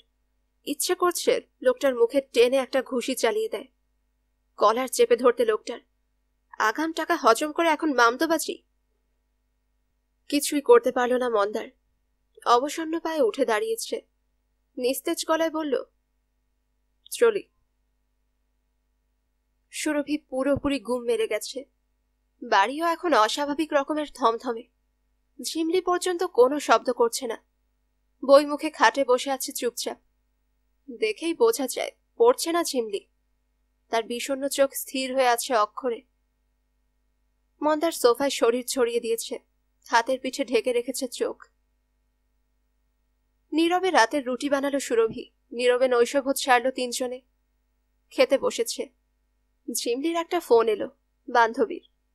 অন্যদিন ফোন এলে ঝিমলি ছাড়তেই চায় না, ধমকে ফোন আলাপ বন্ধ করাতে হয় মেয়ের। আজ 2-4টে কথা বলেই রিসিভার নামিয়ে রাখলো ঝিমলি। রুটিন করে রোজ রাত্রে একবার সুপ্রভার খবর নেয় সুরভি, আজ যেন ভুলেই গেল। খেয়ে উঠে যন্ত্রের মতো শোয়ার ঘরে 2টো মশারি টানিয়ে দিল। ঝিমলিকে নিয়ে শুয়ে পড়ল বিছানায়। মা মেয়ে লেপের তলায় ঢুকে আরো গাঢ় করে দিল নৈশব্দকে। রাত বাড়ছিল, মন্দারের শুতে ইচ্ছে করছিল না, শরীরে অসহ্য ক্লান্তি, কিন্তু ঘুম যেন উবে গেছে চোখ থেকে। শীত করছে খুব, চাদর মুড়ি দিয়ে কুকড়ে মুকড়ে সোফাতেই বসে আছে মন্দার। বসেই আছে। সুব্রত নন্দীর অফিস থেকে প্রায় টলতে টলতে বাড়ি ফিরেছিল মন্দার। গোটা পৃথিবীটা ধোয়া ধোয়া লাগছিল, বুকে কি অসহ্য চাপ তখন। মনে হচ্ছিল স্ট্রোক টোক না হয়ে যায়। সুরভিকে গিয়ে কি করে যে বলবে কথাগুলো। সব শুনে প্রথমটা রাগে ফেটে পড়েছিল সুরভি। বদমাইশি, স্রেফ লোকটার বদমাইশি। এই কদিনে 125 টাকা বেড়ে যাবে স্কোয়ার ফিটে। বলছে তো বেড়েছে। বললে আর তুমি শুনে গেলে, বলতে পারলে না? এতদিন ধরে আমাদের টাকাটা তাহলে আটকে রেখেছে কেন? 1000 বার তো দেখা হয়েছে, তখন কেন বলেনি দাম বাড়িয়ে দেবে? মন্দার হেরে যাওয়া মুখে বলেছিল, ওসব কথা তুলে কি এখন আর কোনো লাভ আছে সুরভি? আমরাও তো ফেরত চাইনি টাকাটা, আমরাও তো লোভে লোভে ছিলাম। লোভ আবার কি? তার কথা মতো টাকা দিয়েছি, দাম বাড়াবে জানলে আমরা অনেক আগেই টাকাটা তুলে নিতে পারতাম। যা হয়নি তা হয়নি, আমরাও তো আশায় আশায় ছিলাম, এটা তো ঠিক। আমরা কি জানতাম তোমার এই সুব্রত পরে এরকম চিটিং করবে? এখন তো জানলে, এখনই বা আমরা কি করতে পারি? ঝগড়া, মারামারি, সে ক্ষমতাও কি আমাদের আছে? মন্দার অসহায় স্বরে বলেছিল, বুঝছো না কেন? আমরা পারি না, আমরা কোনো প্রতিবাদই করতে পারি না। সুরভি হিস হিস করে উঠেছিল। আমি লোকটাকে ছাড়ছি না। কি করবে? সুদে আসলে সব টাকা আদায় করব। বলবো 1.5 বছরের ইন্টারেস্টটাকে গুনে দিতে। ধরো যদি না দেয়? সুদ কেন, আসলটাই যদি না দেয় তুমি কি করবে? সুরভি পলকের জন্য থমকে ছিল, পর মুহূর্তে আরো জোরে বিস্ফোরিত হয়েছিল। বললেই হলো দেব না? আমাদের কাছে রিসিট আছে, রীতিমতো রেভিনিউ স্ট্যাম্পে সই করা রসিদ। তো যদি না দেয় তুমি কি করতে পারো? মামলা করবে? করো গিয়ে। বছর 10 কোর্টে ঘুরে মরো, ততদিনে দেখবে চন্দন পার্কের পাশের 3 তলাটা বুড়ো হয়ে গেছে। তার মানে কোনো প্রতিকার নেই? কি আছে বলো, তুমি বলো। আমি চিৎকার করে করে পাড়ায় বলবো, সুব্রত একটা ফেরেববাজ, সুব্রত একটা শয়তান। ওর হাসি হাসি মুখের মুখোশ আমি খুলে দেব। তাতে সুব্রতর কাজকলা। বেশি উত্তক্ত বোধ করলে কোনোদিন এসে ঘাড় ধরে আমাদের পাড়া থেকে বের করে দেবে। তোমার অবিনাশ হালদারও তখন ক্যানেস্তারা পেটাবে। এবং এও শুনে রাখো, পুলিশও তোমায় রক্ষা করতে আসবে না। কেন? কেন আবার কি? পুলিশ জনগণের ভৃত্য, আর সুব্রত জনগণের সেবক। সেবক আর ভৃত্য তো ভাই ভাই। ভুলে যেও না, সুব্রতর পার্টি সোর্সও আছে। এরপরই সম্পূর্ণ ঝিম মেরে গিয়েছিল সুরভি। যেন হঠাৎই কেউ তার বাক রোধ করে দিল, গলা টিপে ধরল। সন্ধেবেলা ব্যথাটা আবার ফিরে আসছিল মন্দারের বুকে। এর চরম অসহায়তার অনুভূতি যেন অবশ করে দিচ্ছে তাকে। সুস্থভাবে কিছু ভাবতে পারছে না, ভার হয়ে আছে মাথাটা। টেবিলের উপর সিগারেটের প্যাকেট পড়ে আছে, হাত বাড়িয়ে তুলতেও ইচ্ছে করছে না। কীটের জীবন। ওহ, কীটও নয়, পোকামাকড়ও তো মনের মতো আশ্রয় খুঁজে নিতে পারে। মন্দারের সেই সামর্থ্যও নেই। সুব্রতর ওপরেও এই মুহূর্তে তার আর রাগ হচ্ছিল না। সে যেমন একটা বাসস্থানের জন্য মরিয়া, সুব্রত নন্দীও তেমনি টাকার জন্যে। দুজনের আকাঙ্ক্ষার দ্বন্দ্ব বাঁধলে যে বেশি শক্তিশালী সেই জিতবে, এটাই তো নিয়ম। সুব্রত ব্যবসা করে খায়, মন্দাদের ওপর দয়া দেখালে তার চলবে কেন? এই একটি ব্যাপার ছাড়া সুব্রত তো এমনি মানুষ হিসেবে খারাপ নয়।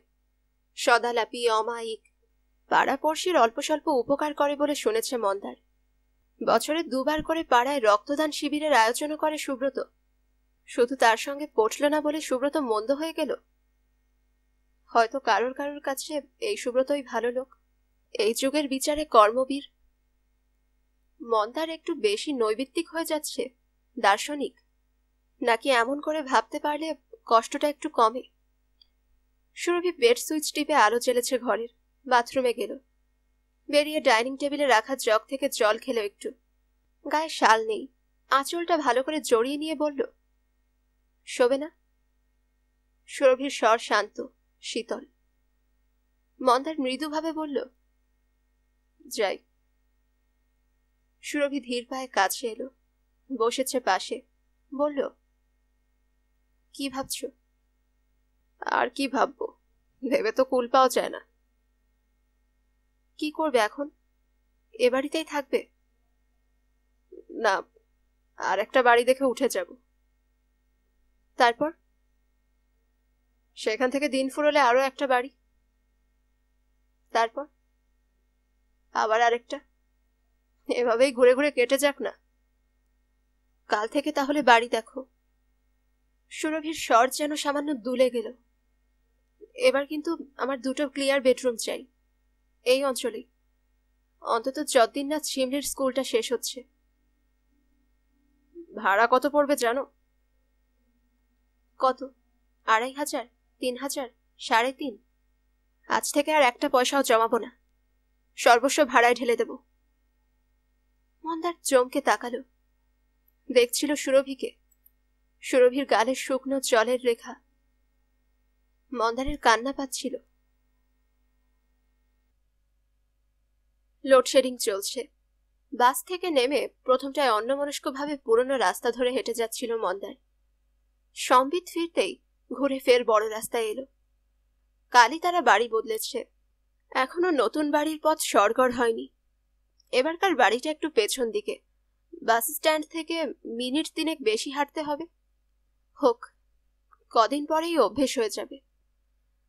ছায়া ছায়া নাগরিক অন্ধকার পেরিয়ে মন্দার পৌঁছে গেল নতুন ঠিকানায়। সুরভি আজও অফিসে যায়নি। মা আর মেয়ে মিলে আজ সারাদিন সব গোছগাছ করবে। এবারের বাড়িটা বেশ ভালোই পাওয়া গেছে। সুরভির তো খুবই পছন্দ। ঢুকেই একটা বড়সড় সাইজের হল ঘর, ড্রয়িং কাম ডাইনিং স্পেস, বাপাশে দুখানা বিশাল বিশাল মাপের শোয়ার ঘর, একটা 15x13, একটা 15x10। হলের ডান দিক ধরে আধুনিক কেতার রান্নাঘর, বাথরুম, ছোট স্টোর রুমও আছে। কাপড় মেলার অসুবিধে নেই। পেছনে ফালি মতন উঠোনো আছে, নিজস্ব। সবচেয়ে বড় কথা, জলের জন্য আলাদা ট্যাঙ্ক, ইচ্ছে মতো নিজেরাই পাম্প চালিয়ে নিতে পারবে। 100 বার চালালেও অশান্তির আশঙ্কা নেই। মন্দারদের পাম্পের মিটারও আলাদা। বাড়িওয়ালা চেয়েছিল 4000, সুরভি বলে কয়ে 3.5 রাজি করিয়েছে। অ্যাডভান্সটা কমানো যায়নি, ওটা পুরো 40,000। টাকাটা দিতে অবশ্য মন্দার সুরভির খুব অসুবিধা হয়নি। সুব্রত নন্দী এক কথায় 50,000 টাকা ফেরত দিয়ে দিয়েছে। বাকিটা বলেছে 1 মাস পরে দেবে। তা দিক, মন্দারদের এখন আর কিসের তাড়া। সুদ জুটুক না জুটুক, আসল এত সহজে মিলে গেল, এই না কত। বাড়ির কাছাকাছি এসে মন্দার দেখল সুরভি আর ঝিমলি দরজা জানালায় পর্দা টানিয়ে ফেলেছে। পুরনো বাড়ির গেরুয়া বরণ পর্দা এখন দুলছে নতুন বাড়ির গায়ে। মন্দার দরজায় টোকা দিল, প্রথমে একটু আস্তে, তারপর জোরে জোরে। সুরভি দরজা খুলেছে, হাতে মিনি সাইজের লণ্ঠন। মুখ চোখ বেশ খুশি খুশি, ঝলমল করছে। স্মিত মুখে ঢুকলো মন্দার, লঘু গলায় বলল, গোছগাছ সব কমপ্লিট? না তো কি, তোমার মতো অকম্মার ঢেকির জন্য কাজ ফেলে রাখবো? আমি আর ছুটি নষ্ট করছি না। ঝিমলি কোথায়? এই তো পুরনো পাড়ার দিকে একটু গেল, কোন বন্ধুর সঙ্গে নাকি দেখা করবে। 2তলা 3তলার সঙ্গে আলাপ হলো? দোতলার ভদ্রমহিলা এসেছিলেন। জানো তো, ওরা প্রায় 6 বছর আছেন। ওদের ভাড়াটা আমাদের থেকে কম, 2500। আগে এসেছে বলেই এত কম। এটা ছাড়া অন্য কোথাও গেলে আমাদের এর চেয়েও বেশি দিতে হতো। 3তলাতেও শুনলাম বেশ কম ভাড়া। বাহ, সব খবর নেওয়া হয়ে গেছে। সুরভি হেসে বলল, এরকম তো আগে কখনো থাকিনি। মাথার ওপর বাড়িওয়ালা নেই, 2তলা 3তলা সব ভাড়াটে। অত নিশ্চিন্ত থেকো না। মন্দার একটা টুসকি দিল সুরভির গালে। তোমার এবারকার বাড়িওয়ালা অনেক বেশি শাহেনশা মাল। ভবানীপুর থেকে স্যাটেলাইটে নজর রাখবে। বলেই মন্দার টুক করে ঢুকে গেল বাথরুমে। জামা কাপড় বদলালো। বেসিনে জল আছে, শাওয়ারেও। স্নান করার প্রশ্নই আসে না, এখনো যথেষ্ট শীত আছে। তবে একটুক্ষণ বেসিনের কলটা চালিয়ে রাখলো মন্দার। হেও যেন এক ধরনের পরিতৃপ্তি। বেরিয়ে একটা পাতলা চাদর গায়ে জড়িয়ে নিল। সুরভি ডাইনিং টেবিলে চায়ের কাপ প্লেট এনে রেখেছে। বাহারি টিপটটা বের করেছে শোকেস থেকে, তাতে চা ঢেলে কায়দা করে অপেক্ষা করছে মন্দারের জন্য। মন্দার চেয়ার টেনে বসল, জিজ্ঞেস করল, হঠাৎ এটা বের করলে যে? ইচ্ছে, ফালতু জমিয়ে রাখবই বা কেন? সুবালার মাকে মাছতে দিও না, দুদিনেই তাহলে অক্কা পাবে। সুরভি ঠোঁট টিপে হাসল, একটু চুপ করে থেকে বলল, জানো, আজ আবার একজন এসেছিল। কে? বলো তো কে? তোমার মাসতুতো ভাই। হুম, তোমার সেই দাঁতুচু বন্ধুটা। আগে না স্যার, তুমি কল্পনাও করতে পারবে না। তোমার অবিনাশ হালদার আর অবিনাশ গিন্নি। যা। হ্যাঁ গো, এই তো বিকেলবেলা হঠাৎ হাজির। আমি তো দরজা খুলে হা। কি করতে এসেছিল? দেখতে? আর কি, অবিনাশ গিন্নির যা বেড়ালের মতো কৌতূহল। ঘুরে ঘুরে খুঁতখুঁতছিল বাড়িটার, পায়নি। সুরভি চায়ে চুমুক দিল, চোখ ঘুরিয়ে বলল, আর একটা জব্বর খবর দিল অবিনাশবাবু। কি? বলছিল আমরা নাকি ফ্ল্যাটের টাকাটা তুলে নিয়ে ভালোই করেছি।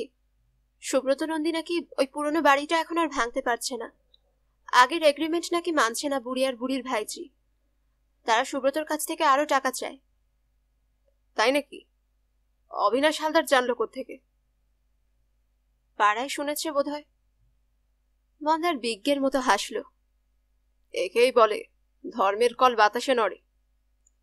যা বলেছ, আমাদের সুদটা বুড়িয়ে উসুল করুক। মন্দারও হাসছে, হাসছে সুরভিও। একে অন্যের হাসিটুকু মেখে নিচ্ছে মুখে। হঠাৎ সুরভি বলল, যেন আজ জঞ্জাল পরিষ্কার করতে গিয়ে আমার একগাদা কাগজ বেরোলো। তোমার কাগজ? কি কাগজ? হাবি যাবি, ওইসব আমি যা আঁকতাম আর কি। ও, তোমার সেই ফ্ল্যাটের নকশা? বলো পাগলামি, কুচি কুচি করে ছিঁড়ে ফেলেছি। সুরভি একটুক্ষণ নীরব থেকে বলল, যাই বলো, এই বাড়িটা কিন্তু ওই ফ্ল্যাটের থেকে অনেক ভালো হয়েছে। কত বড় ফ্লোর এরিয়া, কত বড় ঘর, কতটা ওপেন স্পেস। ওই ফ্ল্যাট কিনলেও আমাদের ওখানে ধরতো না। লণ্ঠন রাখা আছে জানালায়। মৃদু আলোতে মন্দার স্পষ্ট দেখতে পেল সুরভির চোখ চিকচিক করছে। কেন করছে মন্দার ঠিক বুঝতে পারল না। মানুষের চোখ কখন চিকচিক করে? আশায়, না হতাশায়, দুঃখে, না সুখে? মন্দারের বলতে ইচ্ছে করল, আমাদেরকে আদৌ কোথাও ধরে সুরভি? মন্দারের গলায় স্বর ফুটল না। আধো আধারে নতুন রং করা দেওয়ালের গায়ে নিজের ছায়া দেখছিল মন্দার। সুরভিরও কাঁপছিল ছায়া দুটো, কাঁপছে। শেষ হলো সুচিত্রা ভট্টাচার্য রচিত উপন্যাস অনিকেত। আপনাদের যদি আমার গল্প পাঠ ভালো লাগে তবে অবশ্যই লাইক করবেন, কমেন্ট করবেন এবং বেশি বেশি শেয়ার করবেন।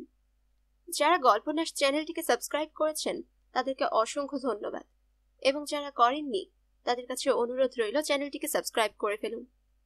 পাশে থাকা বেল আইকনটিও ক্লিক করে রাখবেন, এতে করে আমি কোনো নতুন গল্প বা উপন্যাস আপলোড করলেই আপনারা তা নোটিফিকেশন পাবেন। সকলে সুস্থ থাকবেন এবং আমাদের পাশে থাকবেন এই কামনায় আজকের মতো এখান থেকে বিদায় নিচ্ছি।